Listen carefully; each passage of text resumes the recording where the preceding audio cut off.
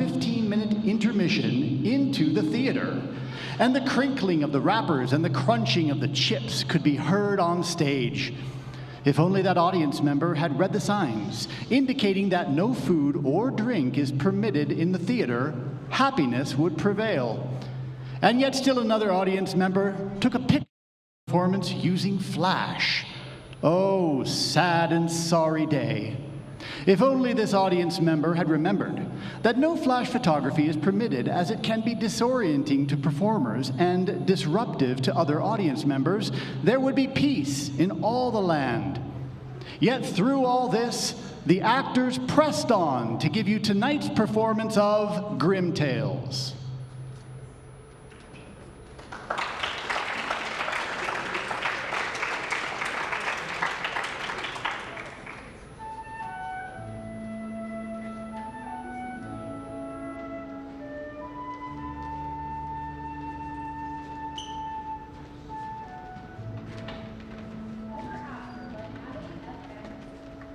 Once upon a time, as long ago as that, and all forgiven, the curb falls from the tongue, eyes cry themselves to clarity. The girl wakes up, runs to the window, brushes her glowing hair. But close your eyes and it's the flayed tongue, it's the whip hand, it's the acid bath, the skulled eye, the happy ever after. Fanged house, shirt of flame.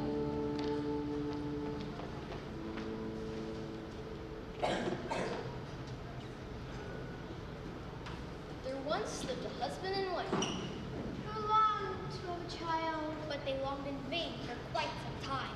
At last, however, the wife noticed unmistakable signs that caused their way. Now, in the wall of their house, there was a little window that overlooked a magnificent garden full of every kind of fruit and vegetable. There was a high wall around that garden, and no one dared to go in it because it was the property of a very powerful witch who was feared by everyone. One day, the woman was standing at that window and she saw a bed of lamb's lettuce, or Rapunzel. It looked so fresh and so green that she longed to taste some. And this longing grew stronger every day, so that eventually she became really ill. Her husband was alarmed at her condition and said, "My dear wife, what is the matter? Oh, if I cannot have any of that Rapunzel from the garden behind our house, I'll die." The man loved his wife dearly and thought, "Rather than let her die, I must get her some of that Rapunzel. I don't care what it costs." So as night was falling, he climbed over the high wall, got into the witch's garden where he pulled up a handful of Rapunzel. He scrambled back hastily and took it to his wife, who made it into a salad at once and ate it hungrily. It tasted good. In fact, it tasted so good that her desire for it grew stronger and stronger. And she begged her husband to go and get some more. So once again, just as it was getting dark, he set off and climbed the wall. But when he set foot on the ground and turned to go to the bed of Rapunzel, he had a shock. For there was the witch standing in front of him. "So you're the wretch who's been stealing my Rapunzel. You'll pay for this, let me tell you." "That's fair. I can't argue with that. But let me plead for mercy. I had to do this. My wife saw your Rapunzel from our window up there, and she felt a craving. You know how it is. She felt it was so strong that she might die if she couldn't have some. So I had no choice." The witch understood the reason. The anger went out of her expression. She nodded. "I see. Well, if that's the case, then you can have as much Rapunzel as you want. But there's a condition. The child your wife is bearing shall belong to me. It will be perfectly safe. I'll look after it, like a mother."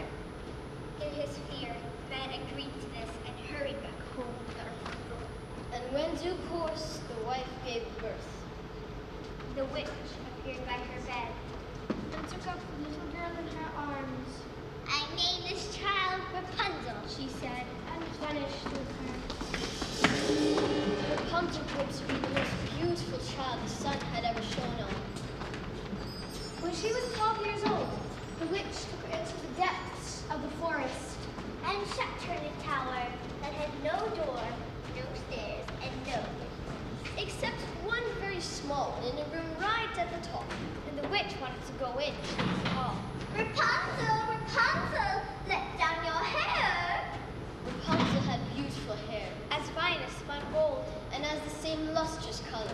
When she heard the witch call, she untied her hair and fastened it around the window hook before letting it down to its full length, all the way to the ground, 20 yards down.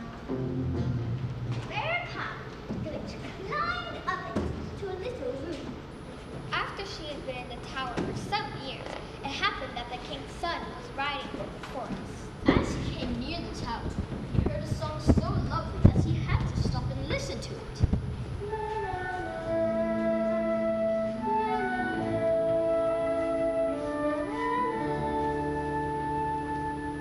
Of course, it was a lonely Rapunzel, singing to pass the time. She had a sweet voice, too. The prince wanted to go up to her, but there was no door to be found. He was baffled and rode home, determined to come again, to see if there was another way up to the tower. Next day, he came back, but with no more success. Such a beautiful song and no singer to be seen. But while he was pondering, he heard someone coming and hid in the tree. It was the witch.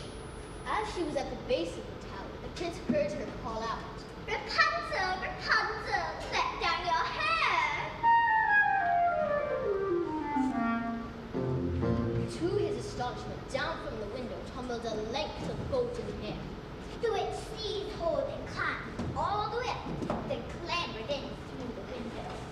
Well, if that's the way up, I'll try my luck with it. So the following day, as darkness was falling, the prince went to the tower and called, "Rapunzel, Rapunzel, let down your hair." Down came her hair. The prince took its fragrant thickness into his hands, climbed up it, and jumped straight through the window. At first, Rapunzel was terrified. She had never seen a man before. He was nothing like the witch, so he was strange and unfamiliar to her. But he was so handsome that she was confused and didn't know what to say. However, a prince is never lost for his words, and he begged her not to be frightened. He explained how he heard her lovely voice sing from the tower, and how he couldn't rest until he found the singer, and how, now that he's seen her, he found her face even more beautiful than her voice. Rapunzel was charmed by this, and soon lost her fear. Instead, she felt delight in the young prince's company, and eagerly agreed to let him visit again. Before many days had gone by, the friendship had developed into love, and when the prince asked her to marry him, Rapunzel consented at once. As for the witch, she suspected nothing at first. But one day, Rapunzel said to her, "You know, it's funny, but my clothes no longer fit me. Every dress I have is too tight." The witch knew at once what this meant. "You wicked girl! You have deceived me! All this time you've been entertaining a lover, and now we shall see the consequences. Well, I shall put an end to that." The witch took Rapunzel's beautiful hair in her left hand, and took a pair of scissors in her right, and snip, snap, down fell the lustrous strands which the prince had climbed.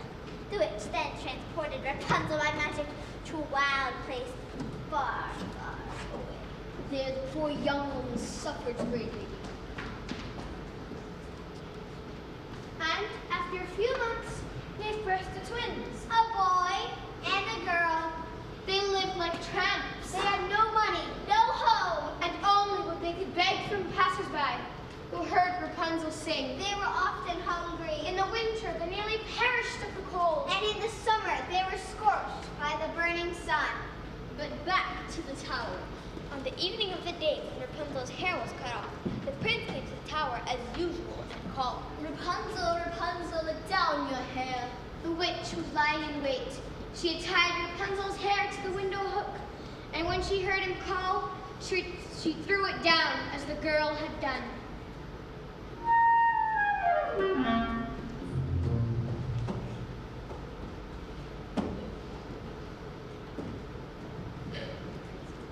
The prince had climbed up, but instead of his beloved Rapunzel, he found an ugly old woman, demented with anger, whose eyes flashed with fury as she railed at him. "Well, you're a fancy boy, are you? You worm your way into the tower. You worm your way into her affections. You worm your way into her bed. You rode mongrel. The birds under her nest anymore. The cat. What do you think of that, huh? And the cat will scratch your pretty eyes out too before she's finished. Rapunzel's gone, you understand? You'll never see her again.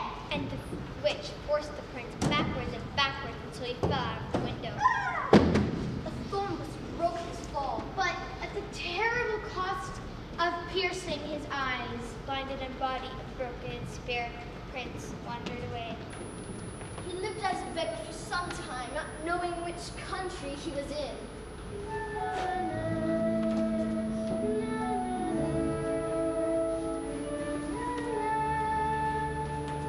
But one day, he heard a familiar voice, a voice that he loved, and stumbled towards it. As he did, so he heard two more voices joining in.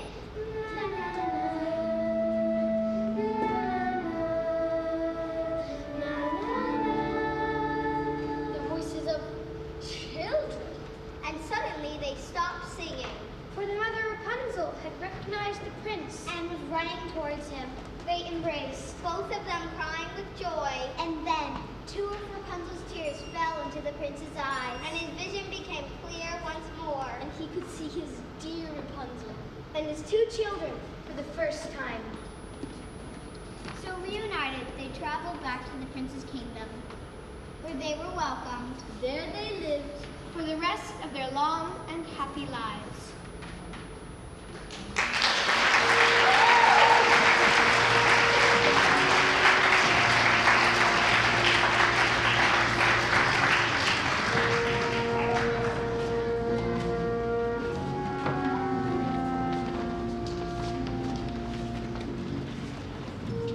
Bedtime Story by Bob Hickox.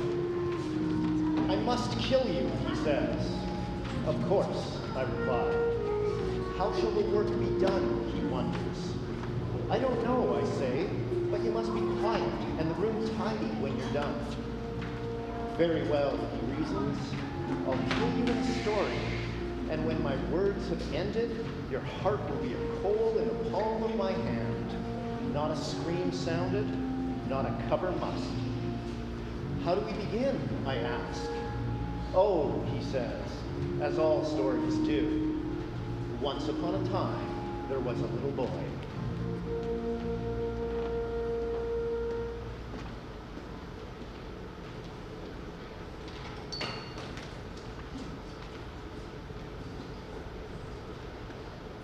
Once upon a time, There was an old king who fell ill. And as he lay in pain, he thought, This bed I lie on will be my deathbed. And he said, Send for my faithful Johannes. I want to speak to him. faithful Johannes was the king's favorite servant. He had that name because he'd been true and loyal to the king all his life long. When he came to the king's bedroom, the king beckoned him close to the bed and said, Oh, my good and faithful Johannes. I'm not long for this world. The only thing that troubles me is my son. He's a good lad, and he's young, but he doesn't know what's best for him. And I won't be able to close my eyes in peace until you promise to be like a foster father to him and teach him all that he ought to know. faithful Johannes said, I'll do that gladly, and I won't forsake him. I'll serve him faithfully, even if it costs me my life. That's a comfort to me. I can die peacefully now. When I've gone, this is what you must do. Show him around the entire castle, all the vaults, chambers, halls, and all the treasures they contain. But keep him away from the room at the end of the gallery. It contains a picture of the princess of the golden roof. And if he sees it, he'll fall in love with her. You'll know this has happened because he'll fall down unconscious and go through all sorts of danger for her sake. Johannes, keep him away from all of that. That's the last I ask of you. Faithful Johannes gave his promise. and the old king lay back on his pillow. And died.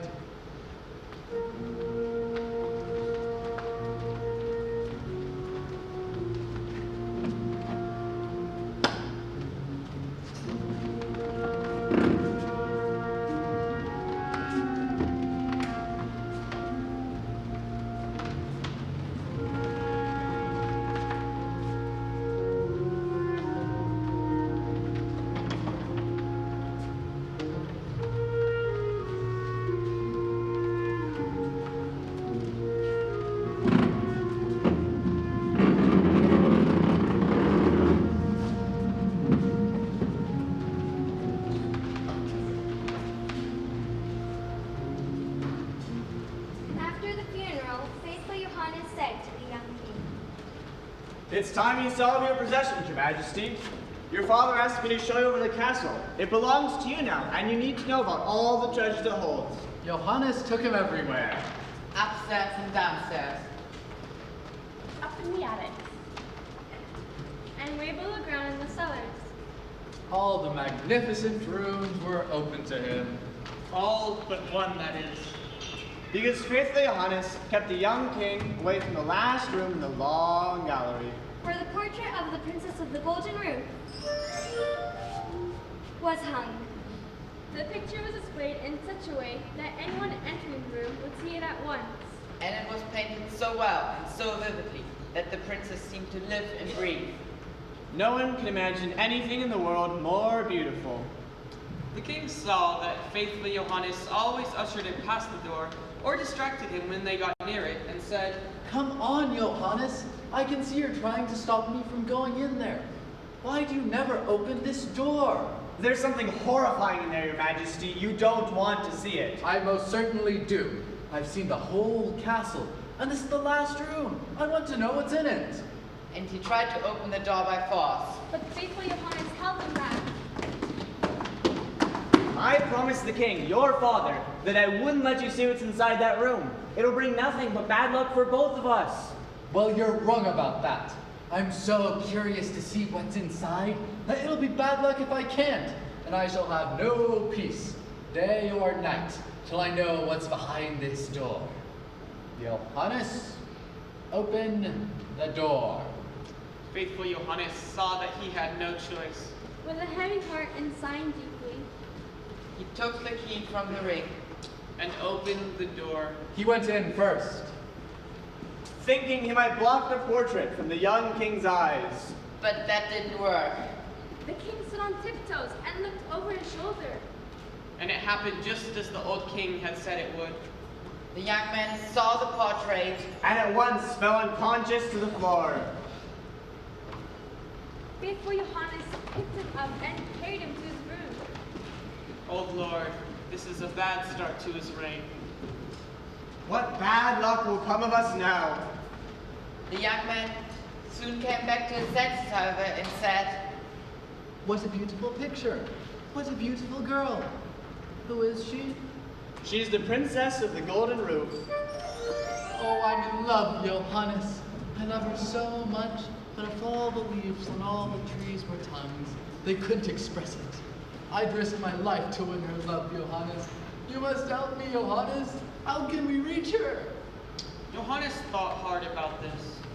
It was well known the princess was a reclusive character. However, he soon thought of a plan and went to tell the king. Everything she has around her is gold. Dishes, tables, chairs, sofas, knives, and forks, all solid gold. Now, amongst your treasures, your Majesty, as you know, remember, are 5 tons of gold. What I suggest is we take, say, a ton of it, and make it into all manner of pretty things, birds and beasts, and strange animals and the like. They may take her fancy. We could try our luck. The king summoned all the goldsmiths. And told them what he wanted. They worked day and night. And produced a large number of pieces so beautiful. The young king was sure the princess would have never seen the like. They loaded everything on board the ship. Faithful Johannes and the young king disguised themselves as merchants. So that they were quite unrecognizable. Then they weighed anchor and sailed across the sea.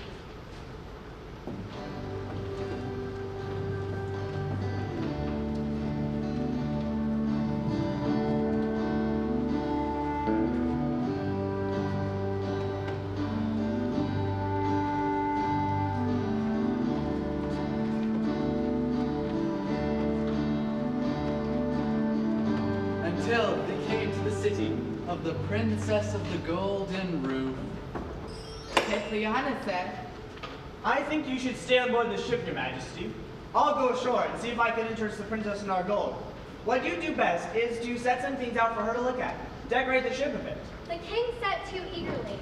and faithful Johannes went ashore with some of the smaller gold objects in his apron.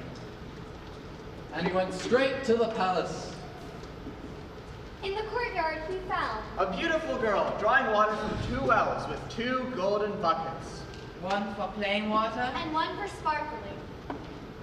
She was about to turn and go in. When she saw faithful Johannes and asked who he was.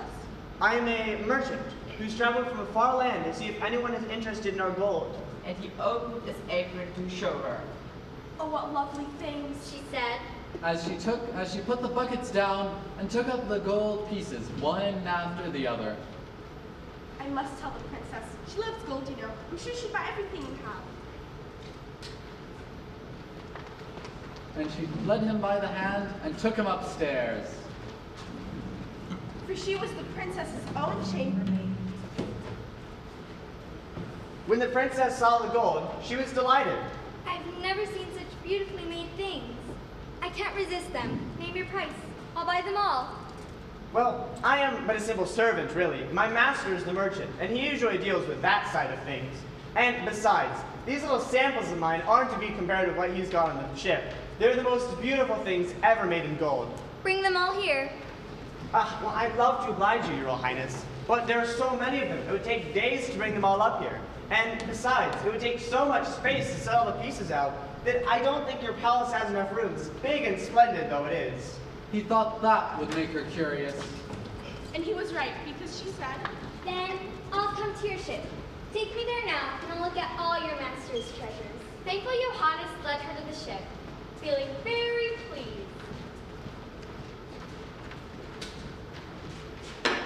And when the young king saw the princess on the quayside, he realized that she was even more beautiful than in his portrait, and his heart nearly burst. But he escorted her aboard the ship and led her below. While faithful Johannes remained on deck. Cast off, set all the sail you have, fly like a bird in the air. Meanwhile, below decks, the young king was showing the princess all the golden vessels and other things. The birds, The animals, the trees and flowers. both realistic and fantastical. Hours went by. And she didn't notice they were sailing. And when she had seen everything, she gave a little sigh of contentment. Thank you, sir. What a beautiful collection. I've never seen anything like it. Truly exquisite. But it's time I went home. And then she looked through the porthole.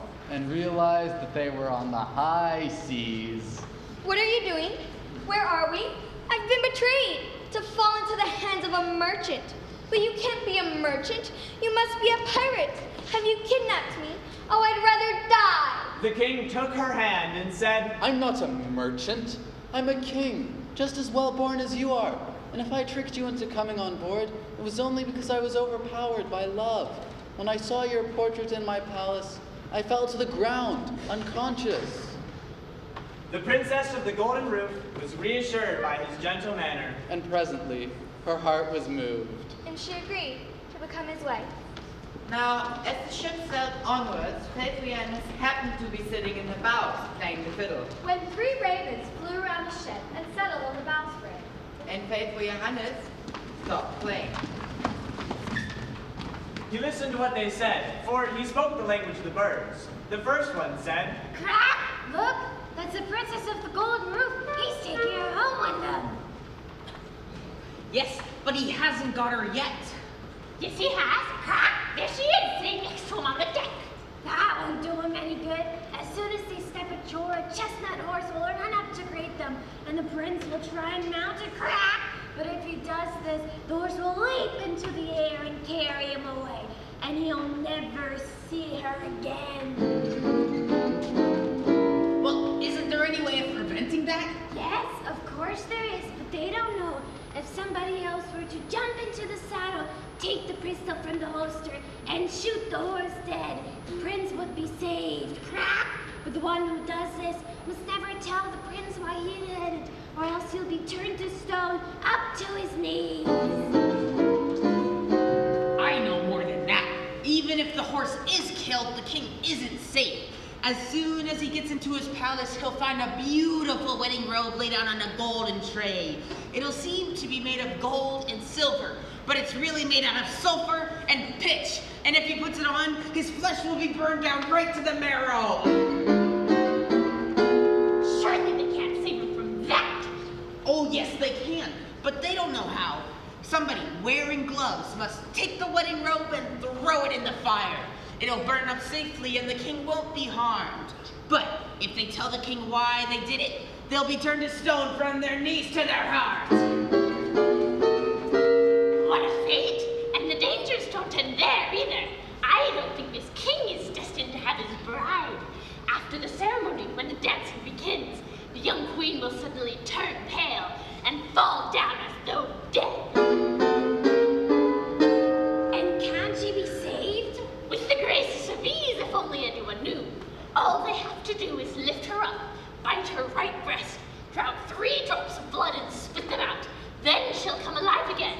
But if they tell the king why they've done it, their entire body will turn to stone, from the crown of their head to the soles of their feet. Crack! Then all 3 ravens flew away. Faithful Johannes had understood every word. And from then on he grew silent. And sorrowful. For if he didn't do all the strange things the ravens had said, then his master would die. But if he told the king why he had done these strange things, then he would be turned to stone. Finally, he said to himself, Well, he is my master, and I will gladly give up my life if it means saving his. When they landed, it happened just as the raven had said it would. A magnificent chestnut horse came galloping up, saddled and bridled in gold. A good omen. He can carry me to the palace. The king was about to climb onto the horse when faithful Johannes ran to him, pushed him aside, and leaped up in his saddle. A moment later, he pulled the pistol from the saddle holster. And shot the horse dead. The king's other servants didn't care much for Johannes, And they said, What a shame to kill such a beautiful horse. and to shove the king inside that, what's more, just as it was going to carry him to the palace. Enough of that.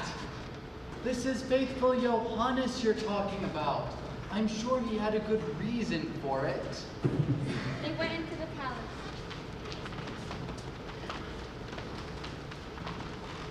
And there in the hall was a beautiful robe laid out on a golden tray. Just as the ravens had said. Faithful Johannes was watching closely And as soon as the king moved to pick it up, He pulled on his gloves. And snatched the robe. and threw it on the fire. It blazed up fiercely. Other servants whispered together again. See that? See what he did? He burned the king's wedding robe. But the young king said, Hold your tongues. This is faithful Johannes you're talking about. I'm sure he had a reason for it. And leave him alone. then the wedding took place.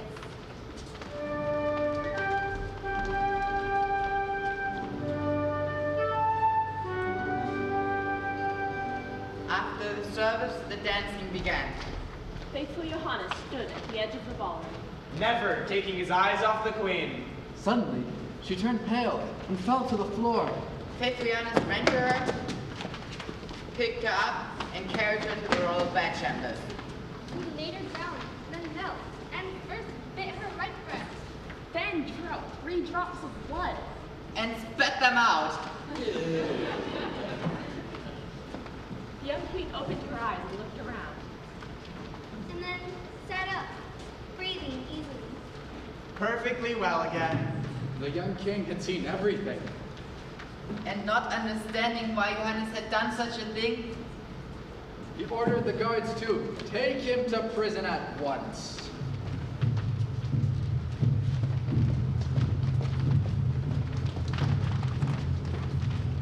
The next morning, faithful Johannes was condemned to death and led to the gallows. As he stood on the top of the scaffold with the noose around his neck, he said, Your Majesty, everyone condemned to die is allowed to say one thing. Do I too have this right? Yes, you have the right. I've been unjustly condemned. I was loyal to you, just as I was to your father. And he told all about the conversation between the ravens and the bowsprit. and now we had to do these strange things in order to save the king and queen from death. Hearing that, the king cried out, A pardon for you. Bring him down at once. But something strange was happening to Johannes. As he spoke the very last word, his feet trunk and his arms. And finally, his head. Turned to stone. The king and the queen were grief-stricken. Oh, what a terrible reward for his loyalty to us.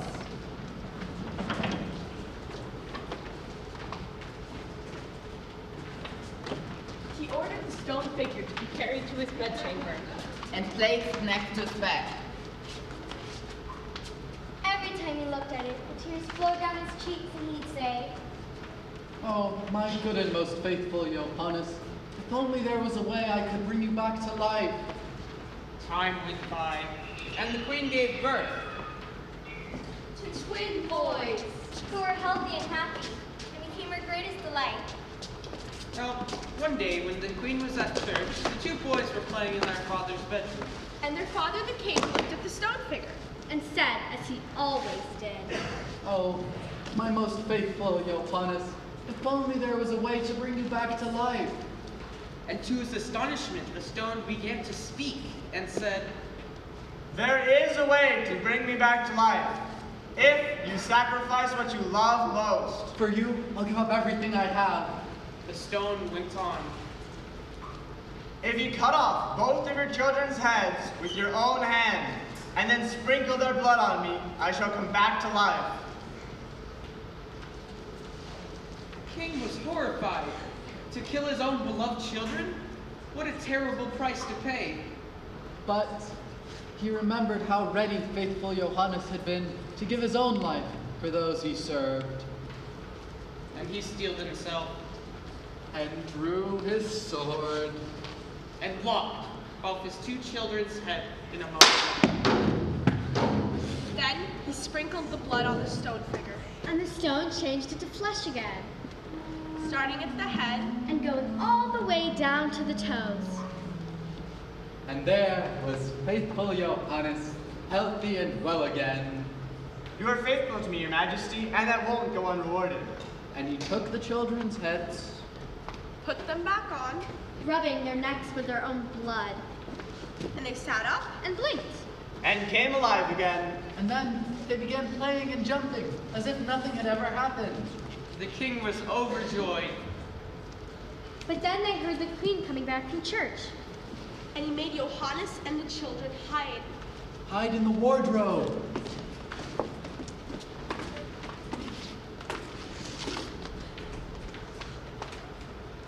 When she came in, he said to her, My dear, have you been praying? Yes, but my mind was always on faithful Johannes, and what a dreadful thing happened to him because of us.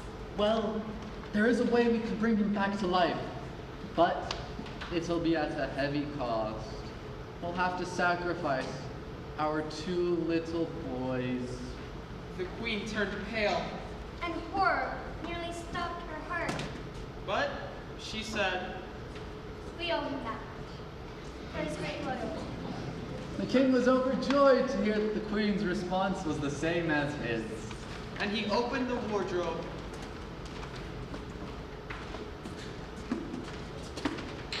And out came faithful Johannes. God be praised. Faithful Johannes is alive and well again, and so are our two little boys. He told the queen how everything had come about. And after that, they lived happily. Till the end of their lives.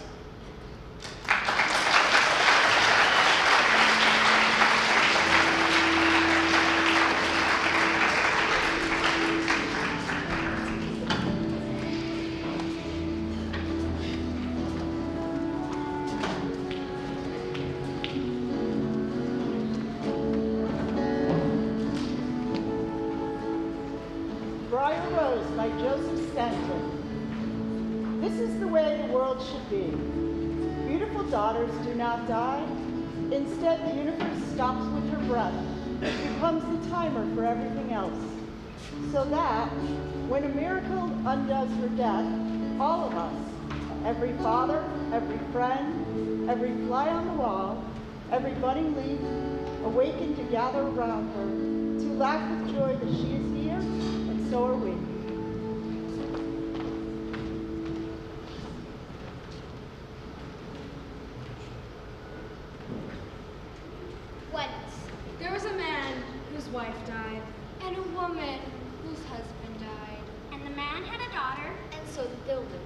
The girls knew each other. And one day they went for a walk together, and they came to the woman's house.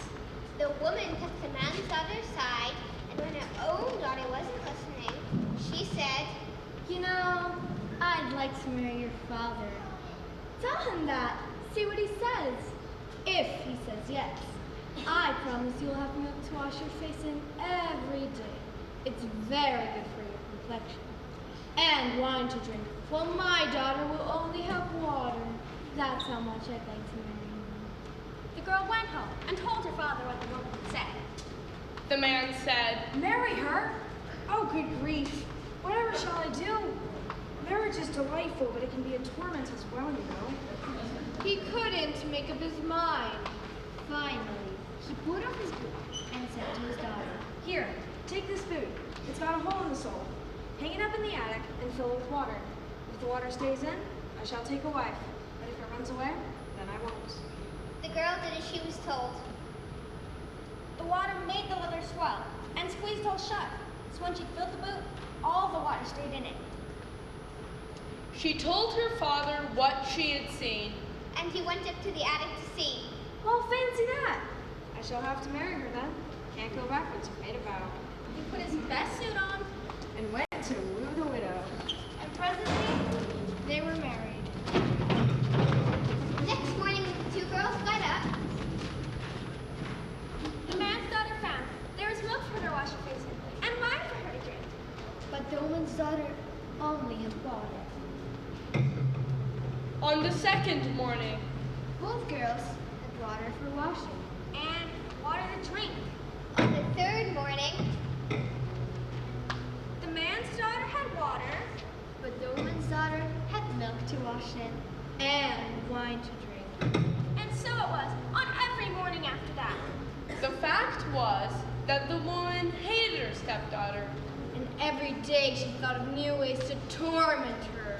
And at the root of her hatred was bitter envy, For her stepdaughter was beautiful and sweet-tempered, whereas her own daughter was ugly and selfish. and not even full cream milk would make her complexion any nicer. One winter's day.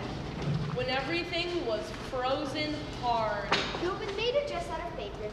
She called her stepdaughter and said, Here, put this on. Then go into the woods and gather some strawberries for me. I want that and nothing else will do. But strawberries don't grow in the winter. Everything's covered in snow, and the ground's as hard as iron. And we must know where this dress made of paper. The wind will blow right through it, and the brambles will tear to pieces. Don't you dare argue with me. Now be on your way and don't come back till you filled the basket with strawberries. Then she gave the girl a piece of bread as hard as wood. Here's your food. You'll have to make it last all day. We're not made of money. Secretly, she thought. If the cold doesn't kill her, the hunger will, and I'll never have to see her again. The girl did as she was told. She put on the flimsy paper dress. And went out with the basket. Of course, there was snow everywhere, not a green leaf to be seen. Far less a strawberry. She didn't know where to look. So she went into the woods along the path she didn't know. And soon she came to a little house that was about as high as her head. Sitting on a bench outside it, smoking their pipes, were three little men, each about as tall as her knee. As she saw when they all got up and bowed, Good morning. she said, What a nice girl, one of them said. Well mannered, said a second. Ask her in, said the third. It's cold. She's wearing Paper, said the first. Fashionable, I expect, said the second. chilly though, said the third. Would you like to come inside, miss? They all said together. How kind of you. Yes, I would. they knocked out their pipes before opening the door. Mustn't smoke near paper, said one. Catch fire in a moment, said the second. Terrible danger, said the third. They gave her a little chair to sit on. And all three of them sat on a bench next to the fire. She felt hungry, so she took out her piece of bread. Do you mind if I eat my breakfast? What is it? Just a piece of bread. Can we have a bit? Of course. She said, And broke it in two. it was so hard, she had to knock it on the edge of the table. She gave the little men the bigger bit and started to gnaw the smaller one. What are you doing? Out here in the wild woods, they said. I'm supposed to gather strawberries. I don't know where I'm going to find any. And I'm not allowed to go home until I fill my basket. The first little man whispered something to the second. The second whispered something to the third, and the third whispered to the first. Then they all looked at her. Will you sweep the path for us? They said. There's a broom in the corner. Just clear the path a bit next to the back door. Yes, I'd be glad to. She said, and took the broom and went out. When she'd gone, they said, What shall we give her? Such a polite girl. Shared her bread with us. And it was all she had. Gave us the biggest bit. Kindly as well as polite. What shall we give her? And the first one said, I'll make sure she grows more and more beautiful each day. the second one said, I'll make sure that every time she speaks, a gold piece will fall from her mouth. the third one said, I'll make sure a king will come along and marry her. Meanwhile, the girl was brushing away the snow from the path, and what did she find there but Strawberries, dozens of them, as red and as ripe as if it were summer. she looked back at the house. And saw the three little men, all looking from the back window. Yes, they nodded. Go ahead. Take as many as you want. She filled the basket and went to thank the little men.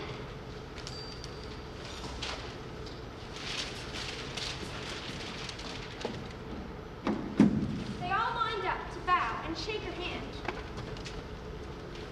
Goodbye. Goodbye. Goodbye. She went home and gave the basket to her stepmother.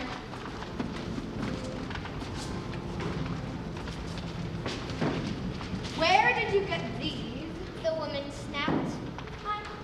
I found a little house. She began. But a gold piece fell out of her mouth. As she continued to speak, More and more gold pieces fell to the floor. Till they were heaped around her ankles. look at her showing off. I could do that if I wanted. It's not so clever.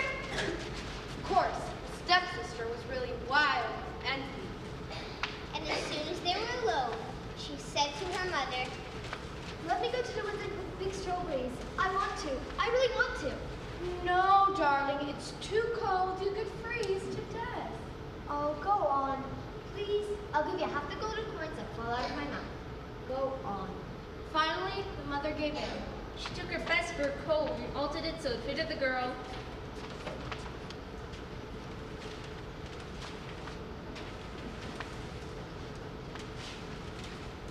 And gave her chicken liver pate sandwiches. And a big piece of chocolate cake for the journey. The girl went into the woods and found the little house. The three little men were inside, Looking through the window, but she didn't see them. and she opened the door and went straight in. Move out of the way. I want to sit next to the fire. the three little men sat on the bench and watched as she took out her chicken liver pate sandwiches. What's that? They said. My lunch, she said, with her mouth full. Can we have some? Certainly not. What about that cake? It's a big piece. Do you want all of it? There's hardly enough for me. Get your own cake. When she finished eating, they said, You can sweep the path now. I'm not sweeping any path. Do you think I'm your servant? What a nerve. They just smoked their pipes and looked at her.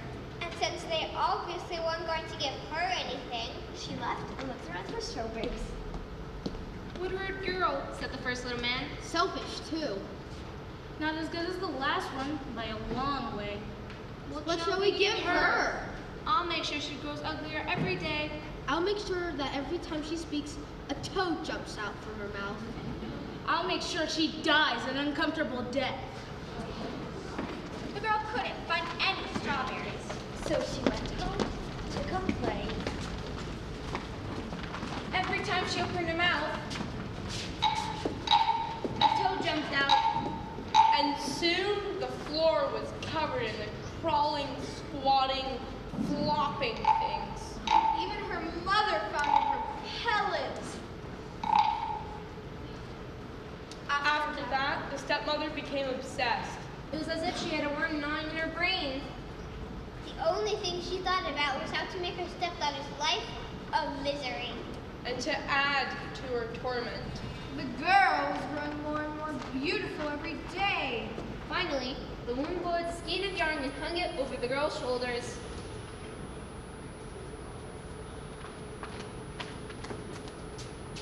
Here, take the axe. Now go chop a hole in the ice on the river. Rinse this yarn and don't take all day about it. She hoped the girl would fall in and drown. Of course. The stepdaughter did as she was told and took the axe and the yarn to the river. And she was just about to step onto the ice when a passing carriage drew to a halt. And in the carriage, there happened to be a king. Stop! That ice isn't safe. I've got to rinse this yarn. The king saw how beautiful she was and opened the carriage door. Would you like to come with me? Yes, I would. She said. Gladly. Because she was happy to get away from the woman and her daughter. So she got in, and the carriage drove away. Now, I happen to be looking for a wife. My advisors tell me it's time I got married. You're not married, are you? No. She said, and neatly dropped the gold piece into her pocket. The king was fascinated. What a clever trick. Will you marry me? She agreed. And their wedding was celebrated as soon as possible. So all came about as Little Red had promised. A year later, the young queen gave birth. To a baby boy. The whole country rejoiced. It was reported in all the newspapers. Stepmother heard. And she and her daughter went to the palace, Pretending to pay the queen a friendly visit. The king happened to be out. and when no one else was around, The woman and her daughter got hold of the queen. and threw her out of the window into the stream running below. Where she drowned at once. Her body sank to the bottom and was hidden by the water. Now, you lie down on her bed. The woman said to her daughter. Don't say anything. Whatever you do. Why not? Don't. Said the woman, Picking up the one that had just jumped out. and throwing it out of the window after the queen. Now just lie there, do as I say. The woman covered her daughter's head, because quite apart from the toads, she had indeed grown even uglier every day. When the king came back, the woman explained that the daughter had a fever. She must be quiet. No conversation. Mustn't speak at all. You must let her rest. The king murmured some tender words to the daughter under the blankets and left. Next morning, he came to see her again. And before the woman could stop her, The daughter answered him when he spoke. Out jumped a toad. Ugh, what's that? I can't help it. She said as another toad came out. It's not my fault. And another. What's going on? Whatever's the matter? she's got toad flu. It's very infectious. But she'll soon get over it as long as she's not disturbed. I do hope so. That night, the kitchen boy was wiping the last of the pots and pans. When he saw a white duck swimming up the drain that led out of the scullery and into the stream.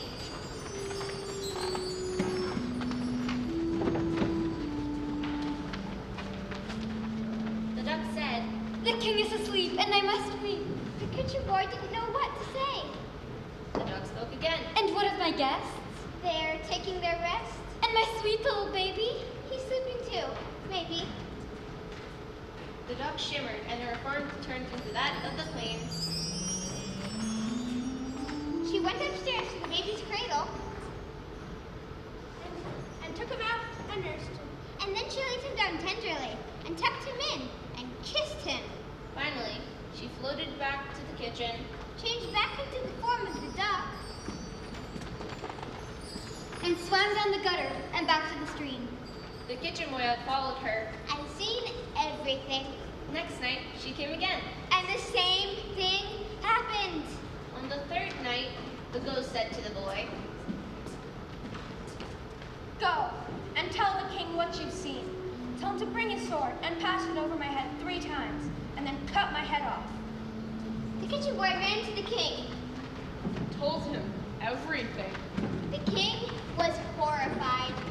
he tiptoed into the queen's queen's bedchamber, lifted the blankets from her head, and gasped at the sight of the ugly daughter lying there, snoring.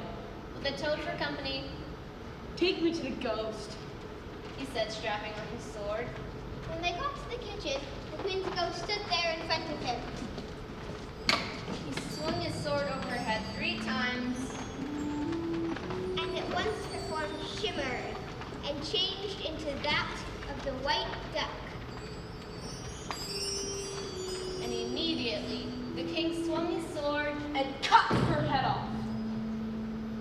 A moment later, the duck vanished, and in her place stood the real queen. Alive again. They greeted each other joyfully, But the king had a plan. And the queen agreed to hide in a different bedchamber the following Sunday when the baby was going to be baptized. at the baptisms, the false queen stood there heavily veiled, With her mother close, both pretending she was too ill to speak.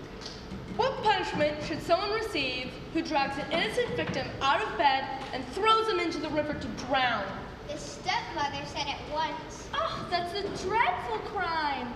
The murderer should be put in a barrel, studded with nails, and rolled downhill into the river. Then that is what we shall do. He ordered a barrel such made, and as soon as it was ready, The woman and her daughter were put inside, and the top was nailed down. the barrel was rolled downhill till it fell into the river. And that was the end of them.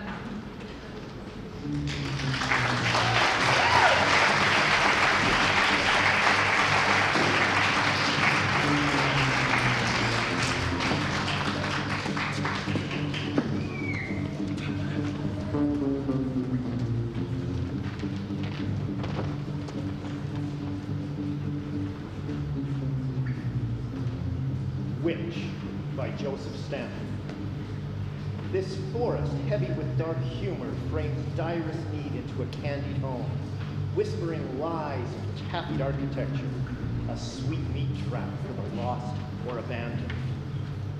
An oven is a place to warm the heart for hags who favor giblets with their meals. This witch loves to devour every part. She likes to see all the small details.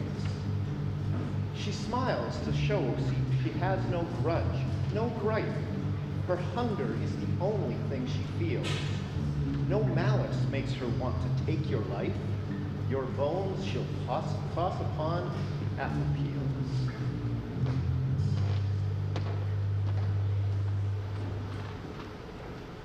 At the edge of the great forest, the poor woodcutter with his wife and his 2 children, a boy called Hansel and a girl called Gretel. The family had little to eat at the best of times. And what's more, there was a famine in the land, and often their father couldn't provide their daily bread. One night, as he laid in bed, free by his poverty, he sighed and said to his wife, "What can become of us? How are we going to keep the children fed when we haven't any food for ourselves?" I'll tell you what, this is what we'll do. Early tomorrow morning, we'll take them into the biggest part of the forest, make them comfortable.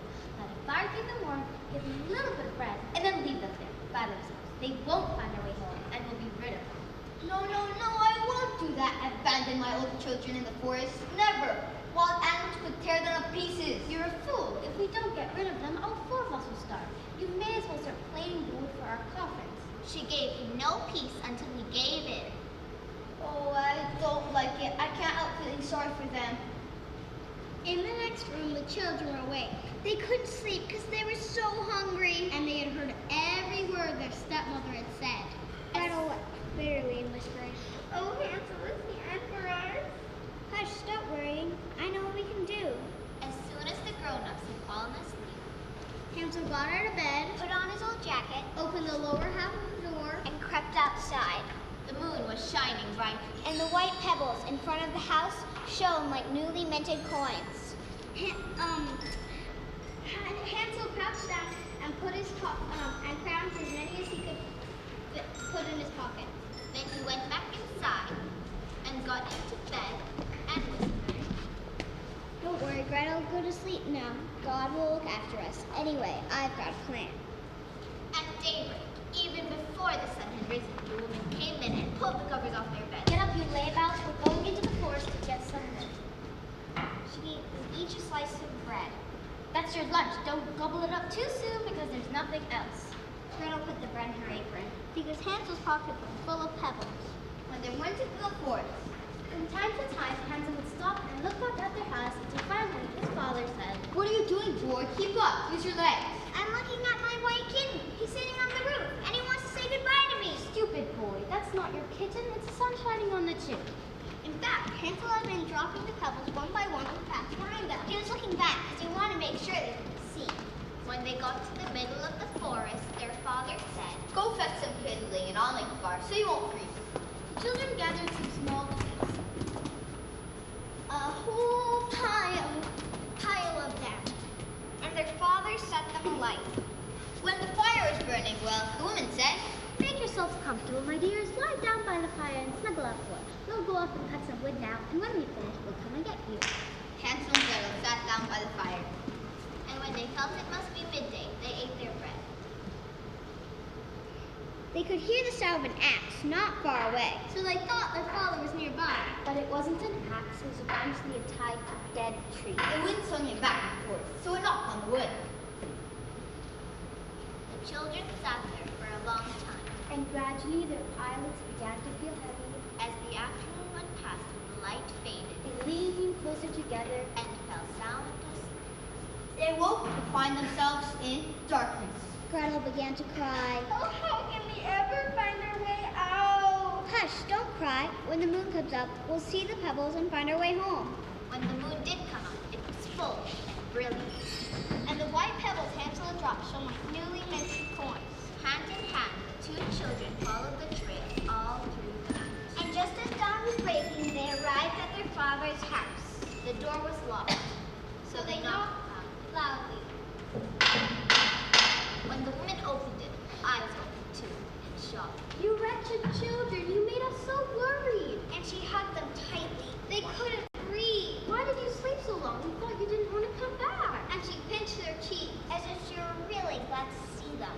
When their father came down a moment later, the relief and joy in his face was real. Because he hadn't wanted to leave them at all. So that time, they were safe. But not long afterwards, food went short again, and many people went hungry. One night, the children heard the woman say to their father, "It's no good. We've only got half a loaf left, and then we'll all starve. We must get rid of the children and do it properly this time. They must have had some trick before, but if we take them deep enough into the woods, they'll never find their way home." "Oh, I don't like it. You know there's not just wild animals in the forest. You know there's goblins and witches. In other words, no one. Wouldn't it be better if we shared the loaf with the children?" "Don't be stupid. You're soft. That's the trouble with you. Soft and stupid." She tore him to shreds with her criticism, and he had no defense. If you give in once, you give in ever after. The children were awake, and they had heard the conversation. When the adults were asleep, Hansel got up and tried to go outside again, but the woman had locked the door and hidden the key. Nevertheless, he comforted his sister when he got into bed and said, "Don't worry, Gretel. Go to sleep now. God will protect us." Early next morning, the woman came and woke the children as she'd done before. She gave them each a slice of bread, though it was even smaller this time. When they went into the forest again, Hansel would crumble off his bread and drop the crumbs on the path, stopping every so often to make sure they could be seen. "What are you doing, boy?" "Hansel, stop looking back all the time."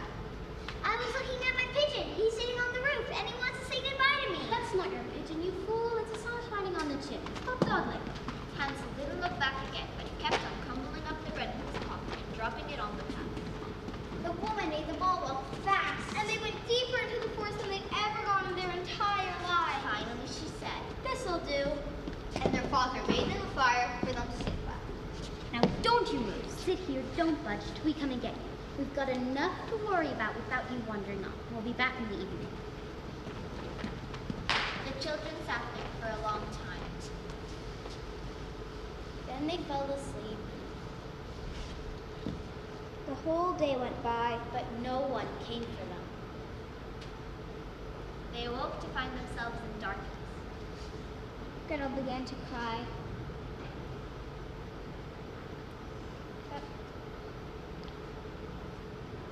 "Oh, comes up will see the crumbs and find her way home. The moon came up. And they began to look for the crumbs, but they couldn't find any.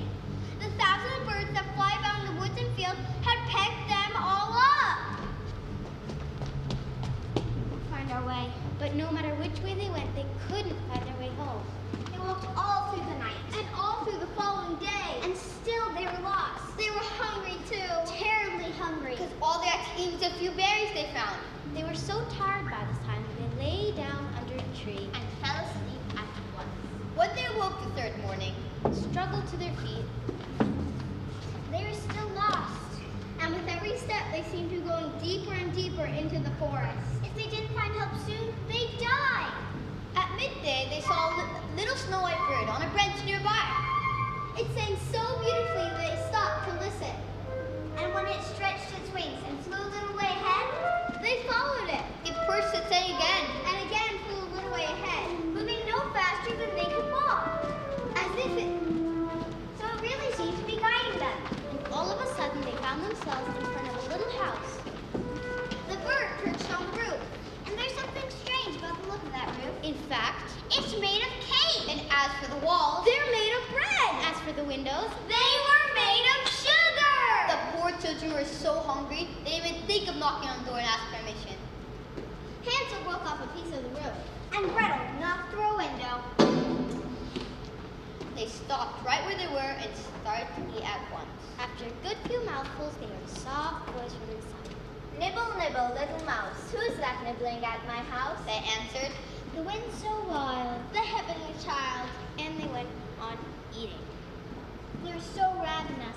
Hansel liked the taste of the roof so much, he pulled off a piece longer than his arm. And Gretel carefully pushed out another window pane and started crunching her way through it. Suddenly the door opened, and an old woman came hobbling out. Hansel and Gretel were so surprised they stopped eating at once and looked at her with their mouths full. But the old woman shook her head and said, Don't be frightened, my little dears. Who brought you here? Come inside, my darlings. Come and rest your poor selves in my little box of treats. It's as safe as houses. She patted their cheeks fondly and took each of them by the hand and led them into the cottage. As if she knew they were coming, there was a table laid with 2 places, and she served them a delicious meal of milk with pancakes, with sugars and spices, and apples, and nuts. After that, she showed them into a little bedroom with 2 beds made up ready with snow-white sheets. Hansel and Gretel went to bed, thinking they were in heaven, and fell asleep at once. But the old woman had only pretended to be friendly. In fact, she was a wicked witch, and she built her delicious house in order to lure children to her. Whenever she captured, whether a boy or girl, she would kill them, cook them, and eat them. It was a feast day for her when that happened. But like other witches, she had red eyes and couldn't see very far. But she had a keen sense of smell, and she knew at once when humans were nearby. Once Hansel and Gretel were tucked up in bed, she laughed and rubbed her lovely hands together. I've got him now. They won't get away from me. Then she seized Hansel. And before he could utter a cry, she dragged him downstairs, out of the cottage, and into a little cage. He cried then, all right, but there was no one to hear. Then she shook Gretel awake, saying, Get up, you lump. Go and fetch some water, and cook something up for your brother. He's in the shed, and I want to fatten it up. Once he's fat enough, I'm going to eat.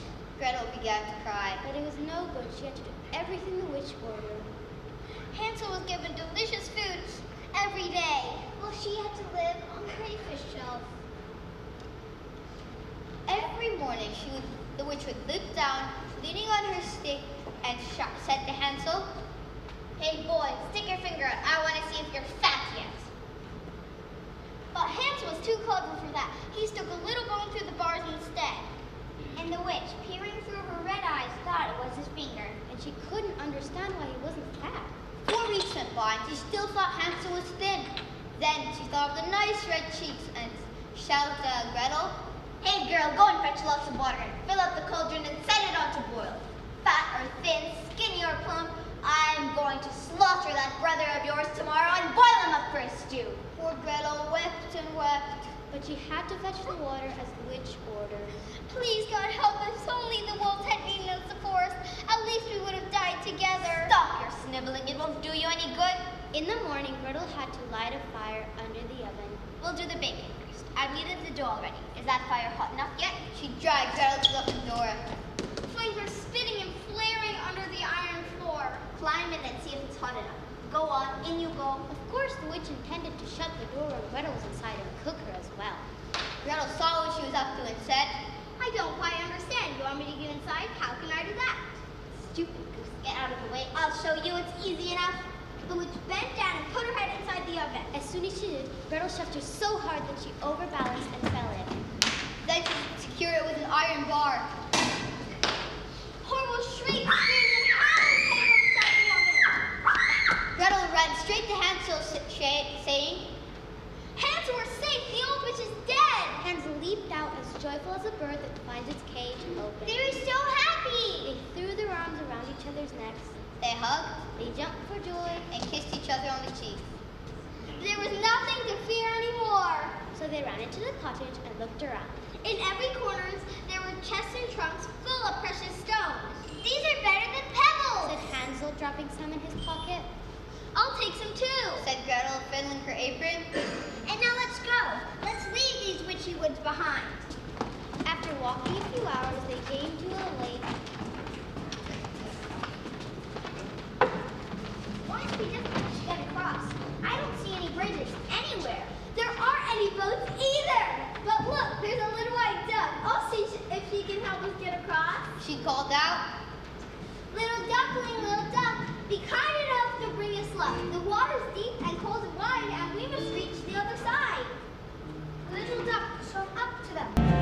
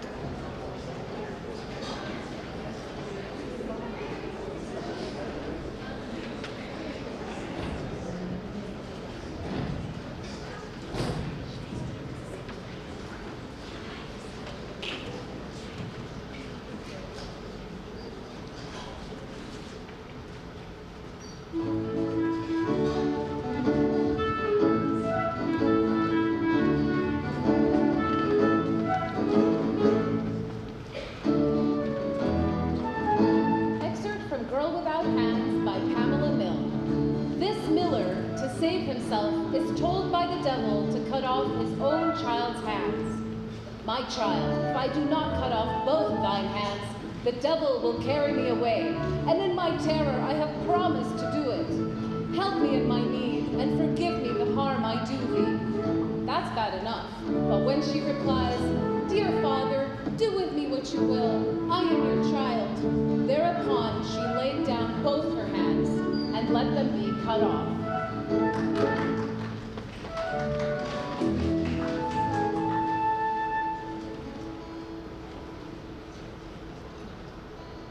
2,000 years ago, or a very long time anyway, there lives a rich man and his good and beautiful wife. They loved each other dearly. and there's only one thing needed to complete their happiness. And that was children.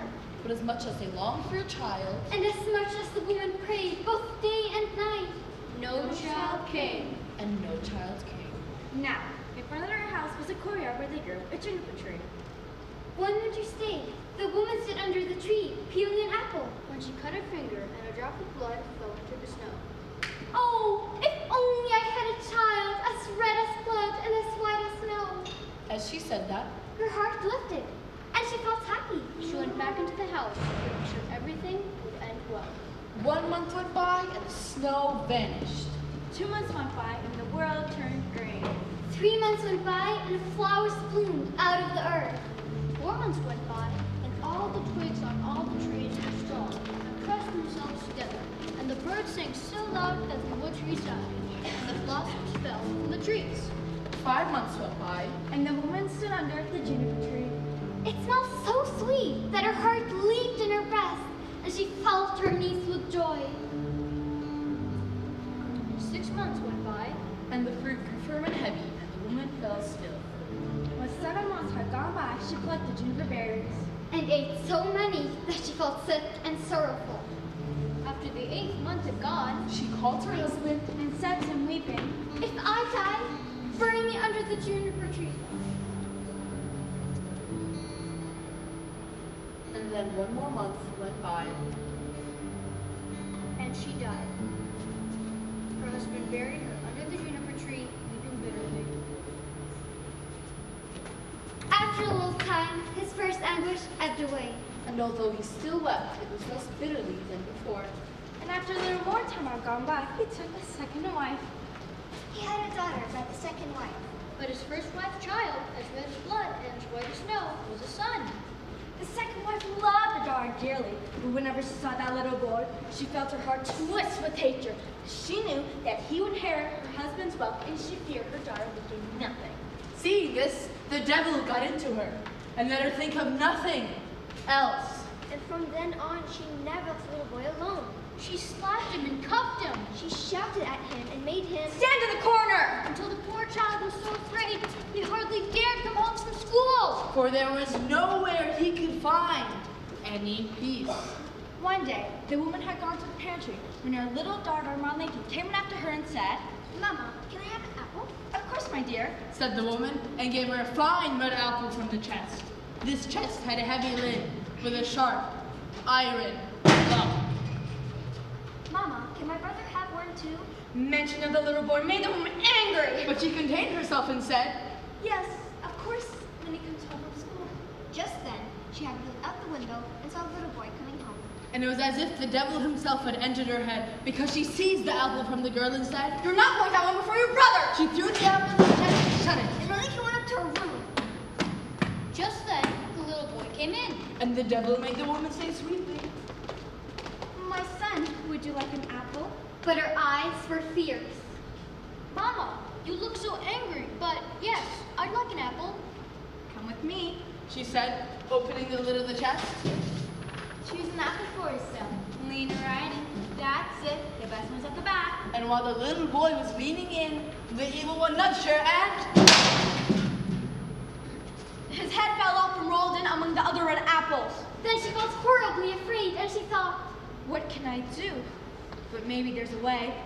and she ran upstairs to her chest of drawers. and took a white scarf.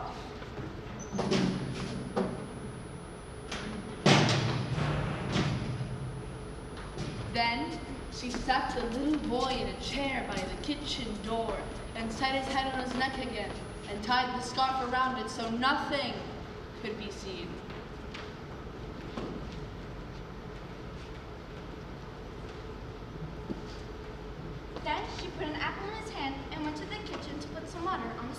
spoil. And Marlinkin came into the kitchen and said, Mama, brother's sitting by the door with an apple in his hand, and his face is so white. I asked him to give me the apple, but he didn't answer me, and I was frightened. Well, you go back out there, and if it doesn't answer you this time, smack his face. So Marlinkin went to the little boy and said, Brother, give me the apple. But he sat still and said nothing. So she smacked his face. And his head fell off. Poor Marlinkin was terrified. She screamed and ran to her mother and cried, Oh, mother, mother, I've knocked my brother's head off. She sobbed and cried, and nothing would comfort her. Oh, Marlinkin, you bad girl! What have you done? Be quiet. Shh, don't say a word about it. Can't be helped. You'll put him in the stew. So she took the little boy And chop him up into pieces and put him in the pot.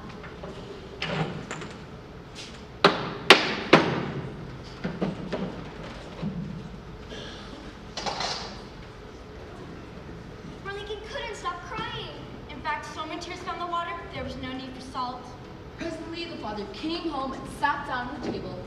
The father said, "Where's my son?" The woman put a large dish of stew on the table. Marlinkin was crying helplessly. The father said again, "Where's my little boy? Why isn't he at the table?" Oh, he's gone away to visit his mother and great uncle's family. He's gonna stay with them for a while. But why? He didn't even say goodbye. He wanted to go. He said he's gonna stay there for 6 weeks, but don't worry, they'll take care of him. Well, I'm upset about that. He shouldn't have gone like that without asking me. I'm sorry he's not here. He should have said goodbye. And he began to eat. And he said, Marlinkin, dear, why are you crying? Your brother will come back. Don't worry. and he ate some more stew, and then he said, Wife, this is the best stew I've ever tasted. It's delicious. Give me some more. You two aren't having it. I've got a feeling this is all for me.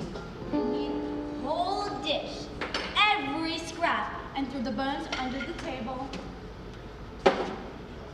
Marlinkin went to her chest of drawers and took out her best silk scarf. She gathered up all the bones from under the table and took them outside. Marlinkin had cried so much she had no tears left, and she could only cry blood. She laid the bones down in the green grass under the juniper tree. And as she did so, she felt her heart lighten, and she stopped crying. And the juniper tree began to move. First the branches moved apart, then they moved together again. Like someone clapping their hands. Then the golden mist gathered among the branches and rose up like a flame. And at the heart of the flame, there was a beautiful bird that flew high into the air, singing and chirping merrily. And when the bird was gone, the juniper tree was just as it had been before. But the scarf and the bones had vanished. Marlinkin felt happy again. Just as happy as if her brother was still alive. And she ran into the house and sat down to hear something.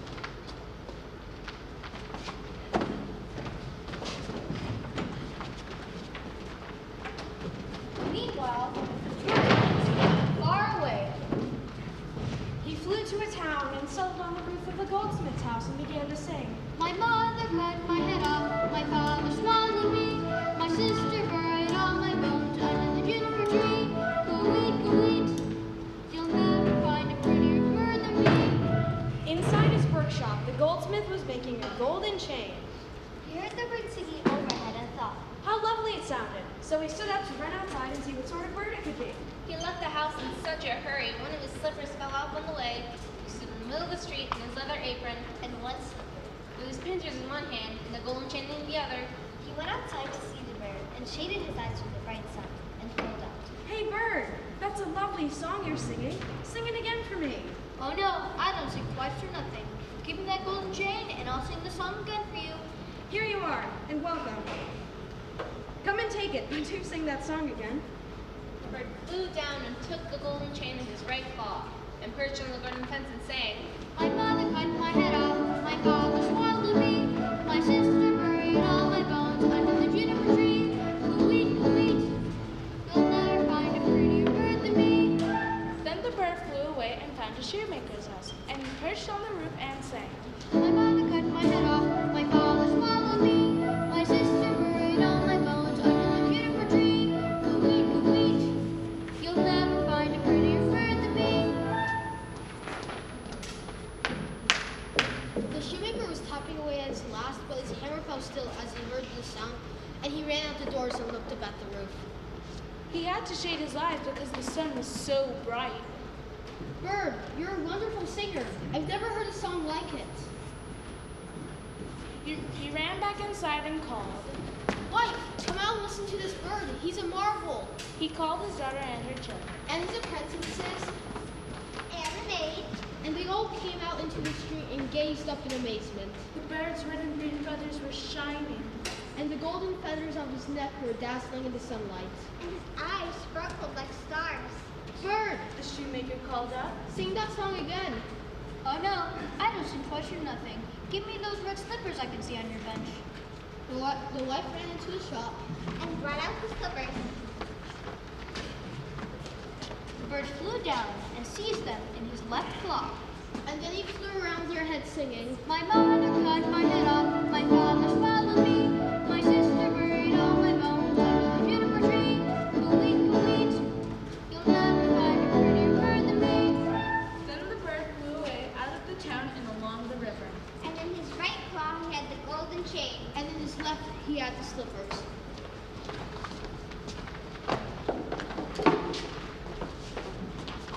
The bird flew and flew till he came to a mill. And the mill wheel went clippity-clap, clippity-clap, clippity-clap. Outside the mill, 20 apprentices were sitting down, chiseling a new millstone. Hick-hack, hick-hack, hick-hack. And the mill wheel went clippity-clap, clippity-clap, clippity-clap. The bird flew around and perched on a linden tree standing in front of the mill and began to sing. My mother cut my head off. And one of the apprentices stopped working and looked up. My father swallowed me. Two more stopped working and listened. My sister buried all my bones. 4 of them stopped under the juniper tree and ate with their chisels down. Coo-weet, coo-weet, you'll never find. And now 4 more looked all around. A prettier bird than me. Finally, the last apprentice heard and dropped his chisel. And then all 20 apprentices Burst into cheers, hurrah, and clapped. With their hats in the air. Bird! Cried the last apprentice. That's the best song I've ever heard, but I only heard the last line. Sing it again for me. Oh no, I don't sing twice or nothing. Give me that millstone, and I'll sing the song again for you. If only it belonged to me. You could have it like a shot. Oh, come on, said the others. If he sings it again, he can have it and welcome. So the 20 apprentices took a long beam and laid the end under the edge of the millstone. And heaved it up. Heave up, heave up, heave up. The bird flew down and put his head through the mill. And where he left the collar, he flew back up to the tree and sang again. My mother cut my head off, my father swallowed me, my sister buried all my bones under the juniper tree. Coo-weet, coo-weet, you'll never find a prettier bird than me. When he'd finished singing, he spread his wings and flew up in the air. In his right claw, he had the golden chain. In his left claw, he had the shoes. And around his neck was the millstone.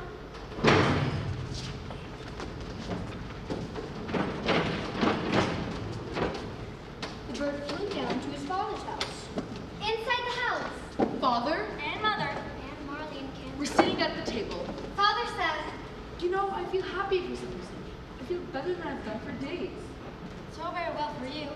I didn't feel well at all. I feel as if a bad storm were coming. as for Marlene, she just sat and wept. The bird flew down and perched on the roof of the house. As he did that, Father said, No, I don't think I've ever felt so well. The sun's shining outside, and I feel as if I'm going to see an old friend. Well, I feel terrible. I don't know what's the matter with me. I feel cold and hot all over.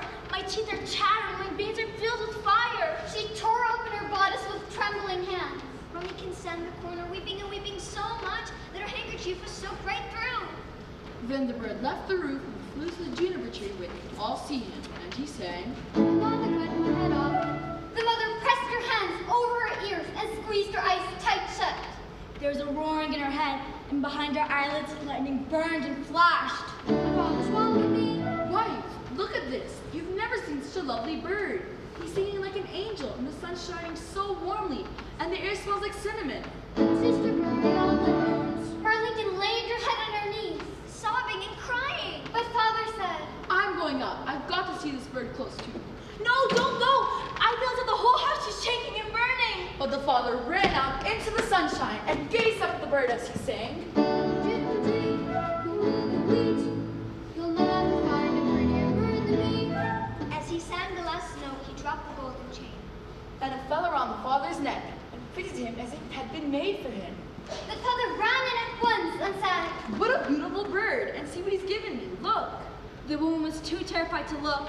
She fell down on the floor, and her cap fell off her head and rolled away into the corner. Then the bird sang once more. No, I can't bear it anymore.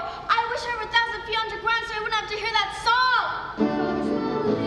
And the wife fell down again, as if being stunned, and her fingernails were scratching at the floor. Marlinkin wiped her eyes and got up. I'll go and see if the bird will give me something, she said, and ran outside. As she said that, the bird threw down the little red shoes.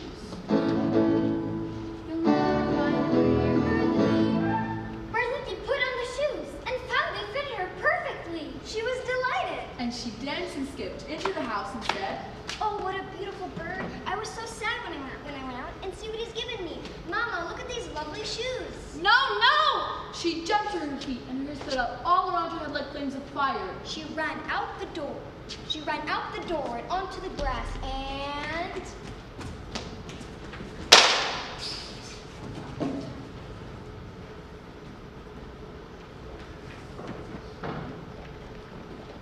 The bird dropped the millstone onto her head, and she was crushed to death. The father and Marlinkin heard the crash. And ran out. Smoke, flames, and fire were rising from the spot. Then came a breath of wind and cleared them all away. And when they were gone, there was little brother standing there. He took his father's hand in one, and Marlinkin's in the other, and all three of them were very happy. And they went inside their house, sat down at the table,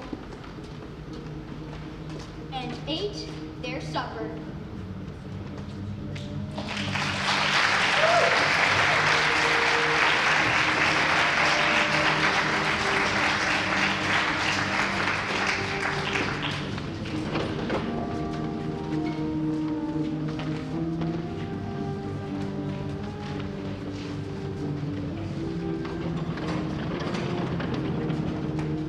Excerpt from Scheherazad's Saving Grace by Tori Ellen Liddell.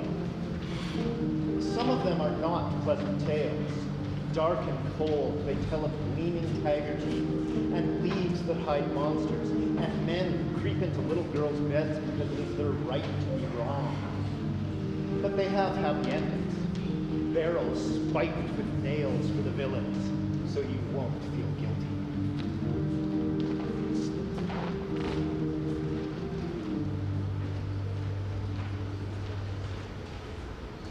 Once there was a king whose golden-haired wife was so lovely. Their beauty couldn't be found anywhere else in the world. It so happened that she fell ill. And feeling that she was about to die, she said to the king, If you marry again when I'm gone, you mustn't marry anyone less beautiful than me, or with hair less golden than mine. You must promise me. The king gave his promise. And soon afterwards, she closed her eyes and died.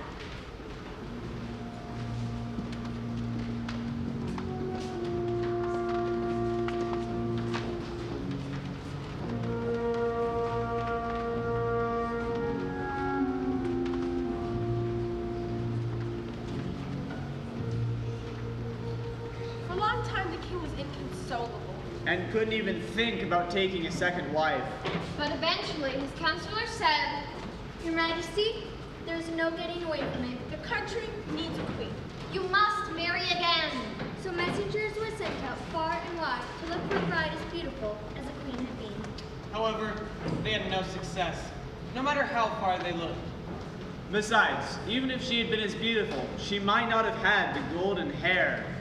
The messengers came home empty-handed. Now, the king had a daughter whose hair was just as golden as her mother's had been. During her childhood, the king hadn't noticed it.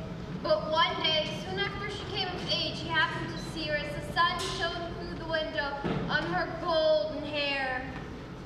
And suddenly the king saw she was as beautiful as her mother had been. And fell passionately in love with her on the spot. He summoned the Privy Council and announced, I have finally found my bride at last. There is no one in the nation as beautiful as my daughter. So I have determined to marry her. The councilors were appalled. Your Majesty, this is impossible. Lord God has forbidden any such thing. It is one of the very worst sins. And the nation would fall into ruin. As for the girl, she was horrified.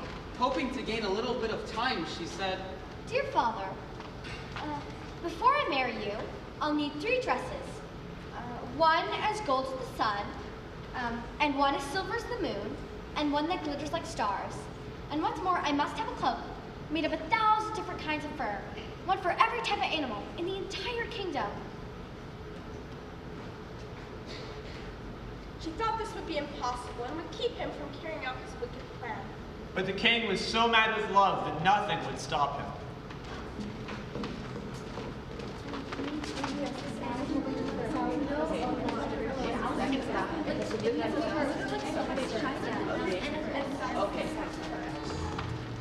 He engaged the most skillful weavers in the land to weave 3 different kinds of cloth. And the finest designers to cut it and sew it into magnificent dresses. Meanwhile, he sent his huntsmen to work in the forest. And day after day, they came home with their trophies of fur and skin. The best workers in leather and fur cut 1,000 different pieces and sewed them together.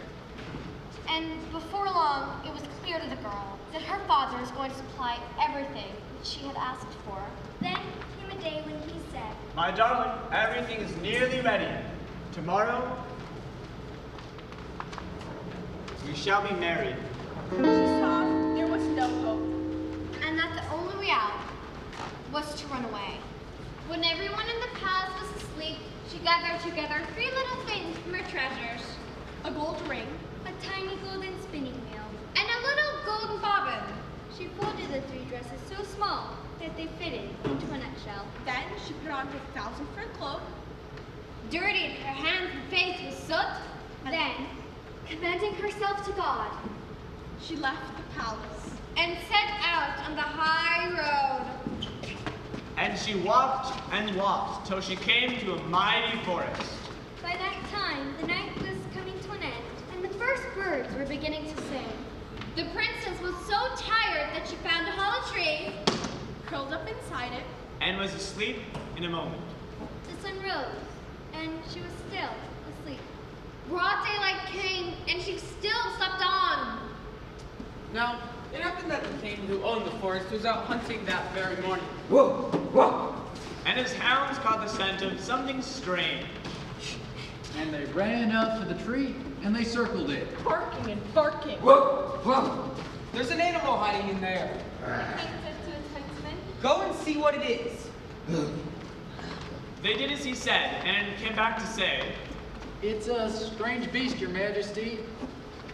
like nothing you've ever seen in these woods. Its skin seems made of 1,000 different kinds of fur. Whoa. And it's just lying there, asleep.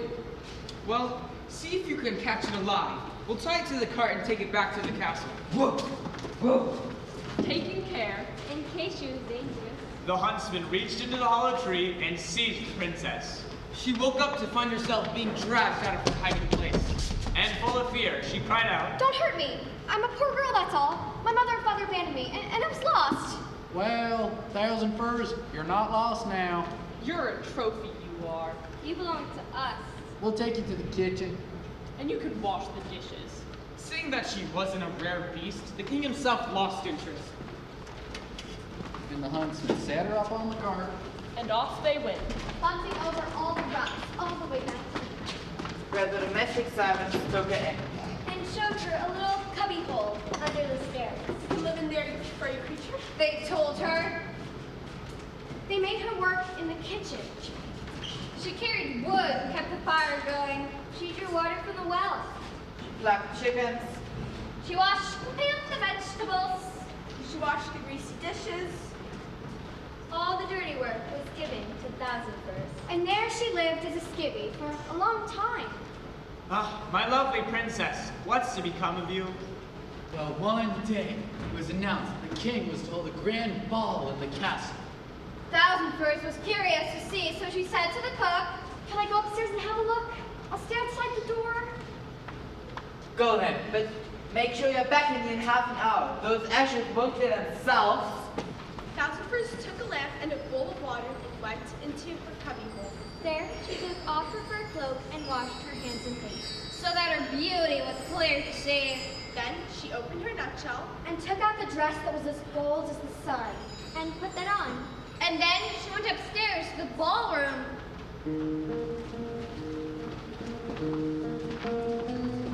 All the servants bowed. And all the guests smiled politely. Because everybody thought she must be a princess. When the king saw her, he felt as though a thunderbolt had struck his heart. He'd never seen such beauty in all his life. He danced with her, half dazed. And when the dance was over, she curtsied. And vanished so quickly, he didn't see where she went. He made inquiries of every bird in every century. Had she left the castle? Had anybody seen where she'd gone? But no one had. Because she'd slipped away very quickly and gone back to her cubbyhole. There, she took off the dress and dirtied her face and hands. And she put on her fur cloak.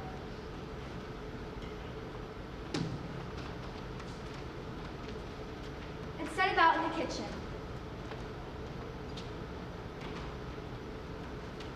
She was about to clear the ashes away, but the cook said, "Hey, leave that till tomorrow. I've got another job for you. Make some soup for the king while I go have a look upstairs. But mind you, don't let a hair fall into it, or there'll be no food for you from now on." The cook went upstairs and Thousandfurs set about making some bread soup, as well as she knew how. When it was done, she got her gold ring and placed it in the king's bowl. After the bowl was over, the king called for his soup.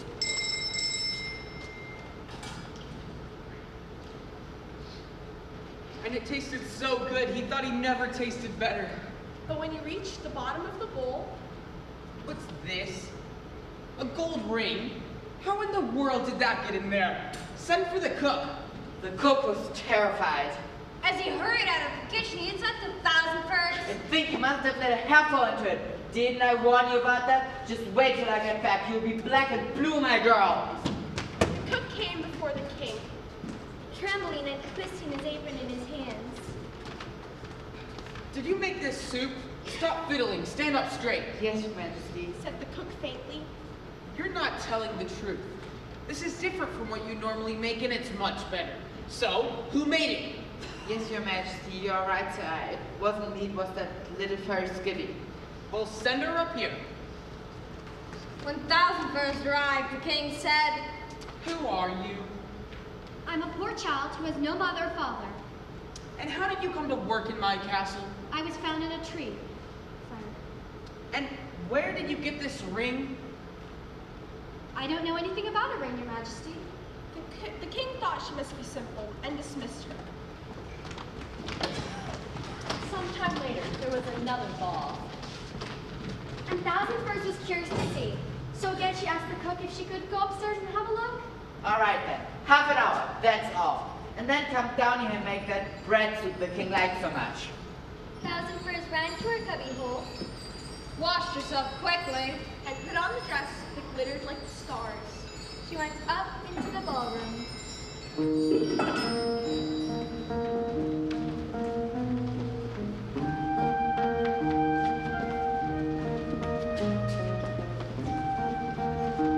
The king saw her through the crowd of dancers, for she was even more beautiful than before. They danced together. But it only seemed like a moment to him. For as soon as the dance was over, she disappeared.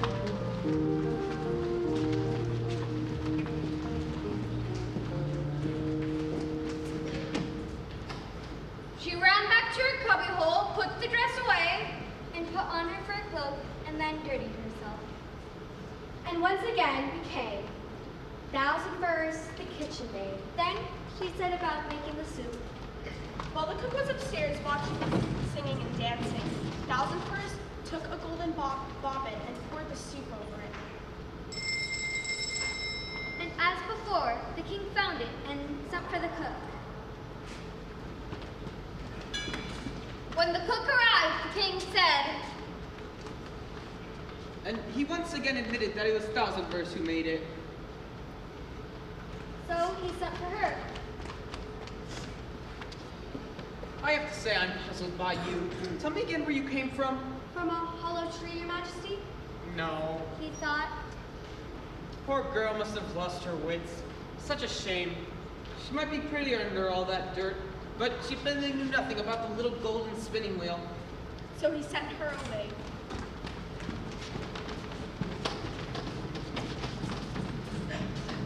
When the king gave a third ball, everything happened as before. The cook was getting suspicious, though, and he said, Think you must be a witch, you furry creature. You always put something in the soup that makes the king like it more than mine. but he was good-natured enough, and he let her go upstairs to look at the lords and ladies, as she'd done before. So she took out the dress that glittered like the stars, and put it on, hurried to the ballroom.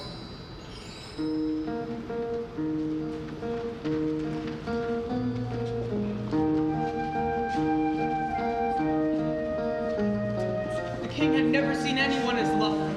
And he ordered the orchestra to play a very long dance. So that he might have a chance to talk to her. She was as light in his arms as the starlight itself, but she said very little.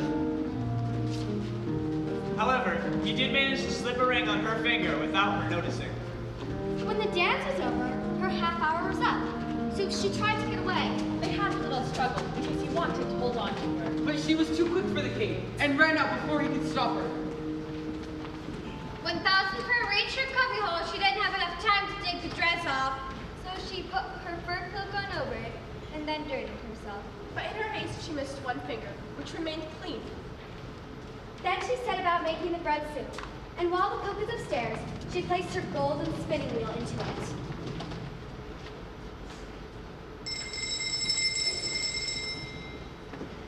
When the king reached the bottom of the bowl and found the bobbin, he didn't waste time calling for the cook, but sent for Thousandfurs directly. As soon as she came, The king saw her one white finger and the golden ring he placed on it while they were dancing. He seized her hand and held it fast, and as she struggled, the fur cloak came open a little. And it revealed the glitter of the starry dress. He pushed back the hood of her cloak. And it revealed the golden hair. Then he pulled off the cloak altogether. And it revealed the lovely princess he'd been dancing with not half an hour before. When her face and hands were washed, no one could deny that she was more beautiful than anyone who had ever lived. You shall be my dearest bride, and we shall never part. Their wedding was celebrated soon afterwards, And they lived happily. till the end of their lives. Whoa!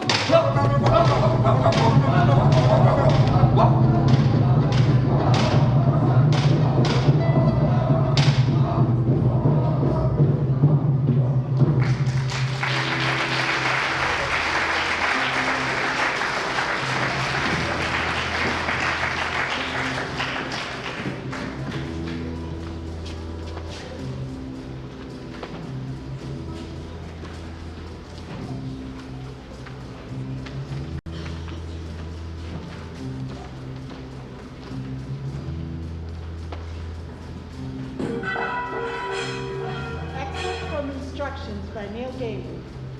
If an eagle gives you a feather, keep it safe.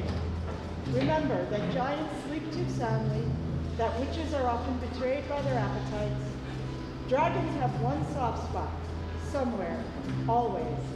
Hearts can be well hidden, and you betray them with your tongue.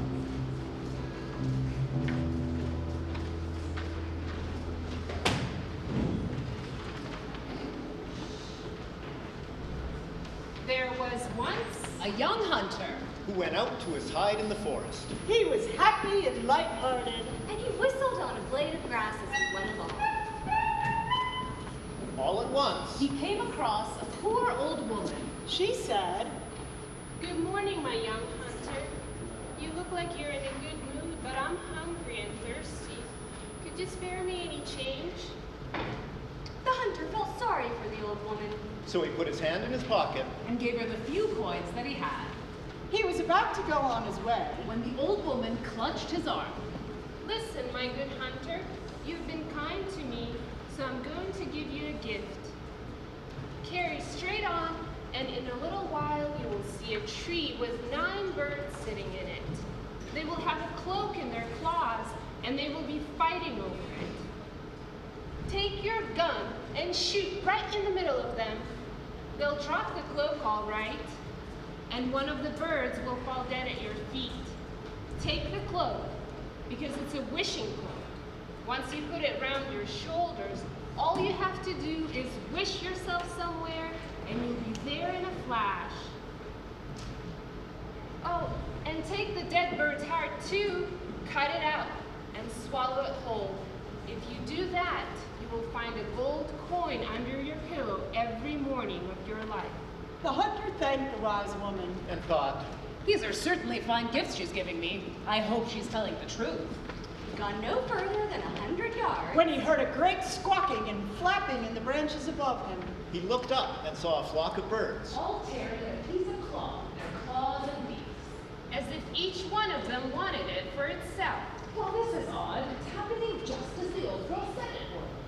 He took his gun, fired a shot, right into the middle of the birds. Most of them shrieked and flew away at once. But one of them fell to the ground dead. And the cloak fell with it. The hunter did just as the old woman had advised. he cut the bird open with his knife, Took out the heart. And swallowed it. And went home with the cloak. When he woke up next morning, the first thing he thought of was the old woman's promise. he felt under his pillow, And sure enough, there was a gleaming gold coin. Next day, he found another one. And then another. And so it went on each time he woke up. Quite soon, he had a fine heap of gold. And then he thought, It's all very well collecting this, but what use is it to me here? I think I'll go out and see the world. He said Goodbye. to his parents, slung his gun, and his knapsack over his shoulders, and set off.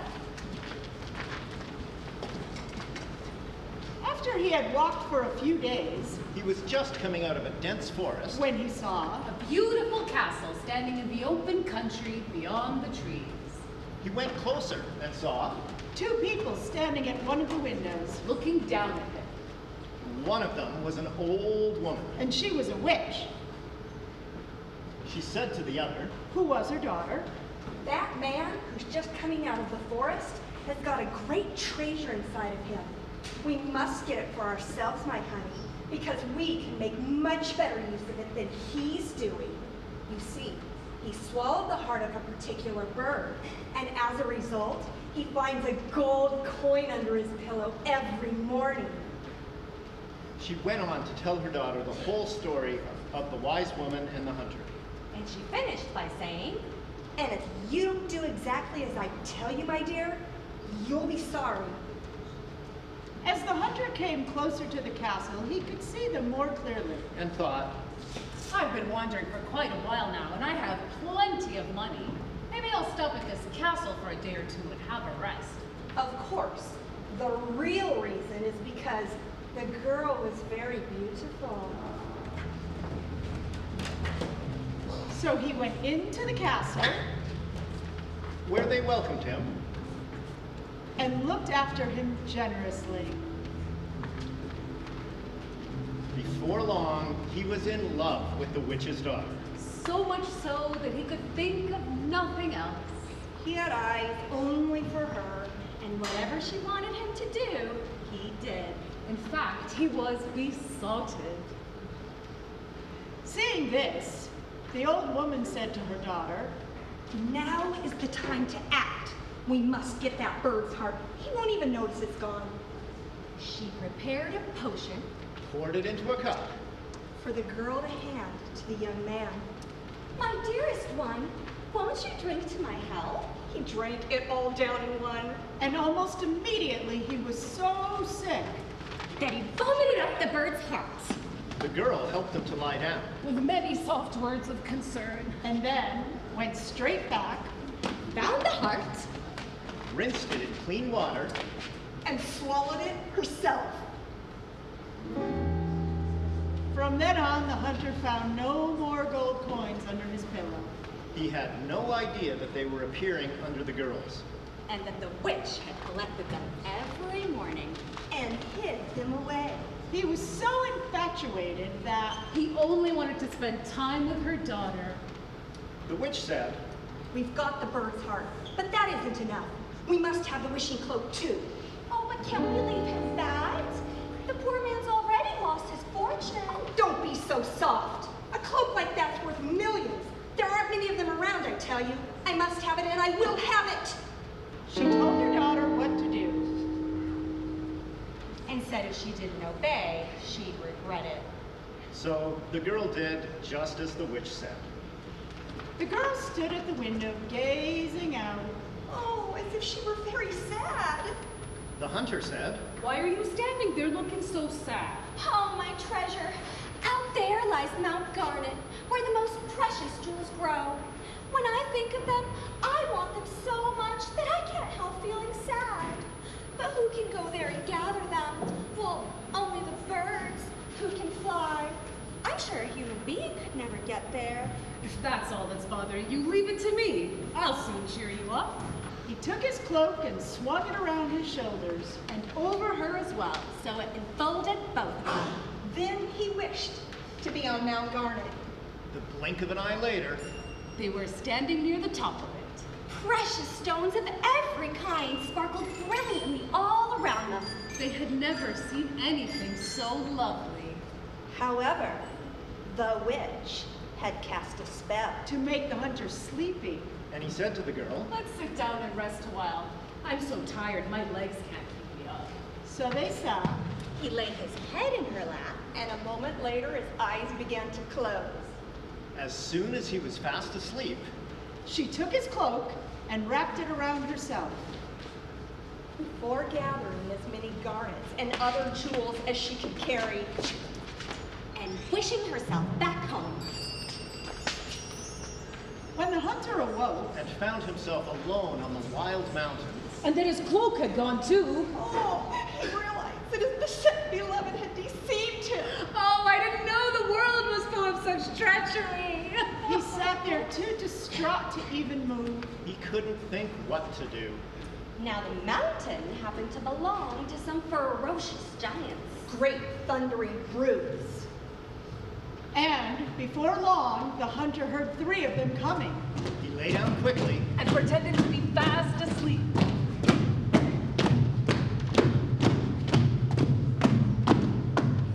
The first giant prodded him with his toe and said, What's this earthworm doing here? Squash head, said the second. I'm bored. But the third one said, Don't bother. There's nothing here for him to live on, so he'd be dead soon in any case. Besides, if he climbs to the top, the clouds will carry him away. So they left him alone and carried on talking as they walked up. The hunter had heard everything they said. And as soon as they were out of sight, He got to his feet and clambered up the mountain to the peak. which was surrounded by clouds, He sat on the jeweled pinnacle as clouds came and bumped into him. and finally one of them grabbed him. And tossed him on board. He floated around the sky for some time. And very comfortable it was, too. The hunter saw many interesting things as he peered over the side.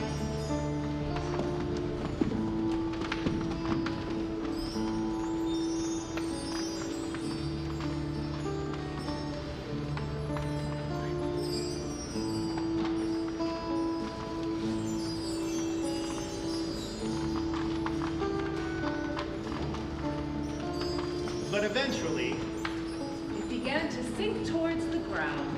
And soon enough, he was deposited in someone's kitchen garden. The clouds floated up again and left him standing between the cabbages and the onions. Pity there's no fruit, he said to himself. I wouldn't mind a nice apple or a pear. I'm so hungry. Still, I could always have a mouthful of cabbage. It doesn't taste lovely, but it'll keep me going. There were two kinds of cabbages growing in the garden. Pointed ones and round ones. And to begin with, the hunter pulled a few leaves off a pointed one and started to chew. Tasted good enough. But when he'd only had a few bites, he felt the strangest sensation. His skin tickled all over. As long hair sprouted out of it. His spine bent forward. And his arms lengthened. And turned into hairy legs. With hooves on the ends of them. His neck thickened. And grew longer. His face lengthened. And 2 ears shot up from the sides of his head. And before he knew what was happening, he was a donkey. Needless to say, that made the cabbage taste much better. He went on eating it with relish. And then moved on to a round one. He'd only had a couple of bites when it all started to happen again. But in reverse. And in less time than it takes to tell it. He was a human being again. Well, how about that? Now I can get back what belongs to me. He picked a head of the pointed cabbage. And a head of the round one. And put them safely in his knapsack. Climbed the wall. And got away. He soon discovered where he was. And set off back to the castle where the witch lived. After several days of walking, he found it again. And kept out of sight. While he dyed his face so brown that even his own mother wouldn't have recognized him. Then he knocked at the door. The witch herself opened it. Can you give me shelter for the night? The young man said. I've been traveling for some time and I'm worn out. Who are you, my dear? And what brings you out this way? I am a royal messenger sent specially by the king to find the most delicious cabbage in the world. I was lucky enough to find it, and it really is delicious. But the weather's been so hot that it's starting to wilt. I don't think I'll get it back in time. When the witch heard about this delicious cabbage, she couldn't wait to try it herself. Have you got a little bit that my daughter and I could taste? Well, I have 2 heads of it, and I don't see why you shouldn't have one since you're being kind enough to let me stay the night. He opened his knapsack. And he gave her the donkey cabbage. She took it eagerly and hurried to the kitchen. Her mouth already watering. She put some water on to boil. And chopped the cabbage up daintily. She boiled it for just a few minutes. With some salt and a little butter. It smelled so good she couldn't resist. And before she brought it to the table, she nibbled on one of the leaves. And then another. And of course, as soon as she had swallowed them, she started to change. In a matter of seconds, she was a donkey. She ran out to the courtyard to kick up her heels. Next, the serving girl came in. And smelling the buttery cabbage, she couldn't help having a bite herself. This was an old habit of hers. And sure enough, the same thing happened to her. Yeah! She couldn't hold the bowl with her new hooves. So she dropped it where it was and ran outside. Meanwhile, the witch's daughter had been sitting talking to the messenger. I don't know what's keeping them. It sure does smell good. The hunter thought that the magic must have happened by this time. Leave it to me. I'll go get it. When he got to the kitchen, he saw the 2 donkeys running around the courtyard and thought, serve them right, just as I planned it. He picked up the leaves that had fallen to the floor, put them in the bowl, and brought them to the girl. She had some at once. And she too became a donkey. And ran outside. The hunter washed his face. So they could recognize him. And he took a length of rope and went outside to the courtyard. Yes, it was me. I've got you good and proper. And now you're going to pay for your treachery. He tied all three to the rope. And led them out of the castle. And along the road till they reached a mill. He knocked on the door. What do you want? Said the miller, I've got these 3 ugly, bad-tempered beasts, and as they're no use to me, I want to give them up. If you take them and treat them exactly as I tell you, I'll give you any price you pay. This was not the kind of offer the miller got every day. So he agreed at once. What do you want me to do with them? Beat the old one 3 times a day, and feed her once. That was the witch. The middle one can have 3 feeds a day and just 1 feeding. That was the servant. The young one, she's not so bad. Feed her 3 times a day and don't beat her at all. He couldn't bring himself to have the girl beaten. So he went back to the castle and put up his feet. A couple of days later, the miller came back to see him. Hey, that old donkey, she's not doing too good. In fact, she's dead.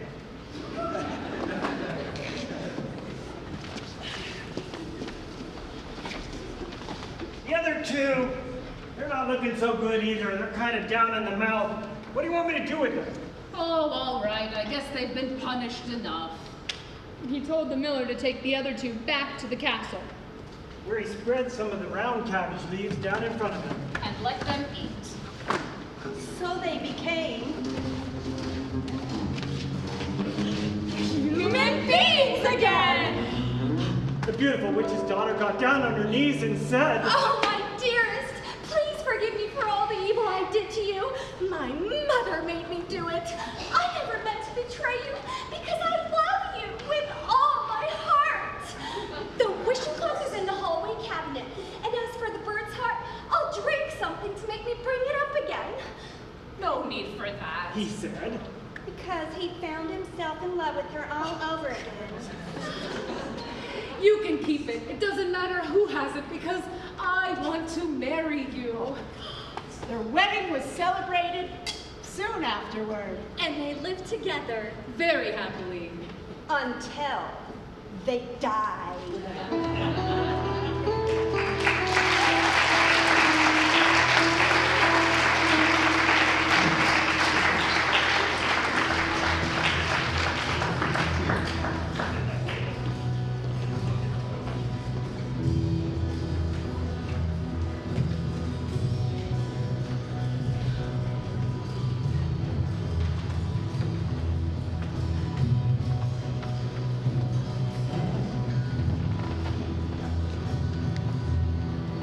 From Silver and Gold by Ellen Steiger. I tell him I am grateful that my grandmother still lives in her cottage with gifts tucked in every corner. Grateful that I am alive, that a stranger held out the hope that from what nearly destroys you, love may emerge. What I do not tell him is that I will again leave the path and wander into that fragrant green wood, and when I see coat of silver, eyes of gold, I will follow.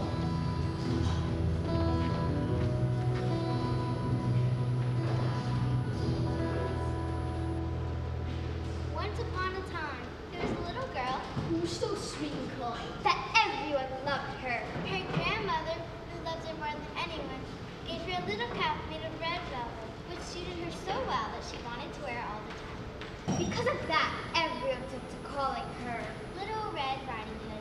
One day, her mother said to her, Little Red Riding Hood, I've got a job for you. Your grandmother isn't very well, and I want you to take this cake and bottle of wine. They'll make her feel a lot better. Come right when you go into her house and give her a kiss from me. Be careful on the way there and don't step off the path, because you might trip over and break the bottle and drop the for her. When you go to the parlor, don't forget to say, "Good morning, Granny," and don't go peering in all the corners. I'll do everything right, don't worry, said Little Red Riding Hood. and kissed her mother goodbye. Her grandmother lived in the woods about half an hour's walk away. When Little Red Riding Hood had only been walking a few minutes, a wolf came up on her. She didn't know what a wicked animal he was, so she wasn't afraid of him. Good morning, Little Red Riding Hood. Thank you, Wolf, and good morning to you. Where are you going so early this morning? To Granny's house. And what's in that basket of yours? Granny's not very well, so I'm taking her some cake and some wine. We baked the cake yesterday, and it's full of good things, like flour and eggs. It'll be good for her and make her feel a lot better. Where does your granny live, Little Red Riding Hood? Well, I have to walk along this path until I come to 3 big oak trees, and there's your house, behind a hedge of hazel bushes. It's not too far away, about 15 minutes walk, I suppose. You must know the place. The wolf thought. Now, this dainty young thing looks a very tasty mouthful. She'll taste even better than the old woman, but if I'm careful, I'll be able to eat them both. So he walked along a while with Little Red Riding Hood, and then he said, "Look at those flowers, Little Red Riding Hood. Aren't they lovely? The ones under the trees over there. Why don't you go closer so you can see them properly? And you seem as though you're walking to school, all serious and determined. You'll never hear the birds if you go along like that. It's so lovely in the woods. It's a shame not to enjoy it." Little Red Riding Hood looked where she was pointing. And when she saw the sunbeams dancing here and there between the trees, and how beautiful the flowers grew everywhere, she thought, I could gather some flowers to take to Granny's. She'd be very pleased with those, and it's still early. I've got time to do that and still be home on time. So she stepped off the path and ran to the trees to take the flowers. but each time she picked one, she saw an even prettier one a bit further away. So she ran to get that one as well. And all the time, she was going further and further into the woods. But while she was doing that, the wolf ran straight to the grandmother's house and knocked on the door.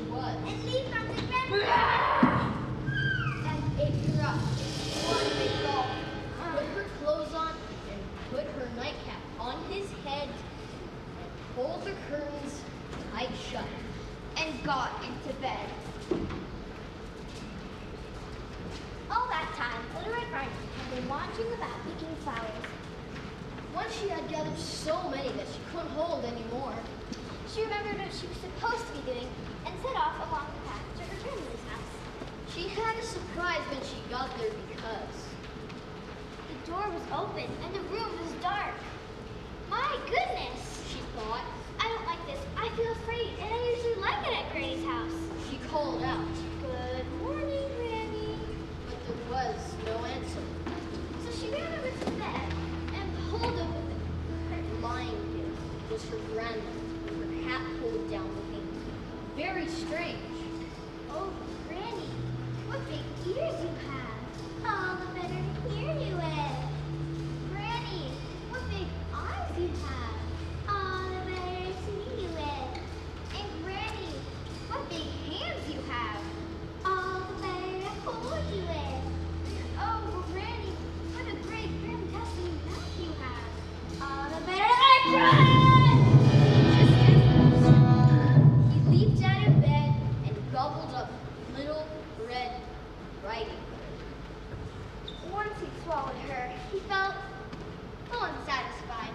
And since the bed was so nice and soft, he climbed back in, fell deeply asleep, and began to snore very loudly indeed. Just then, a huntsman was passing by. The old woman's making such a noise, he thought. I better go and see if she's all right. He went in the park. As he came near the bed, he stopped. You old sinner, I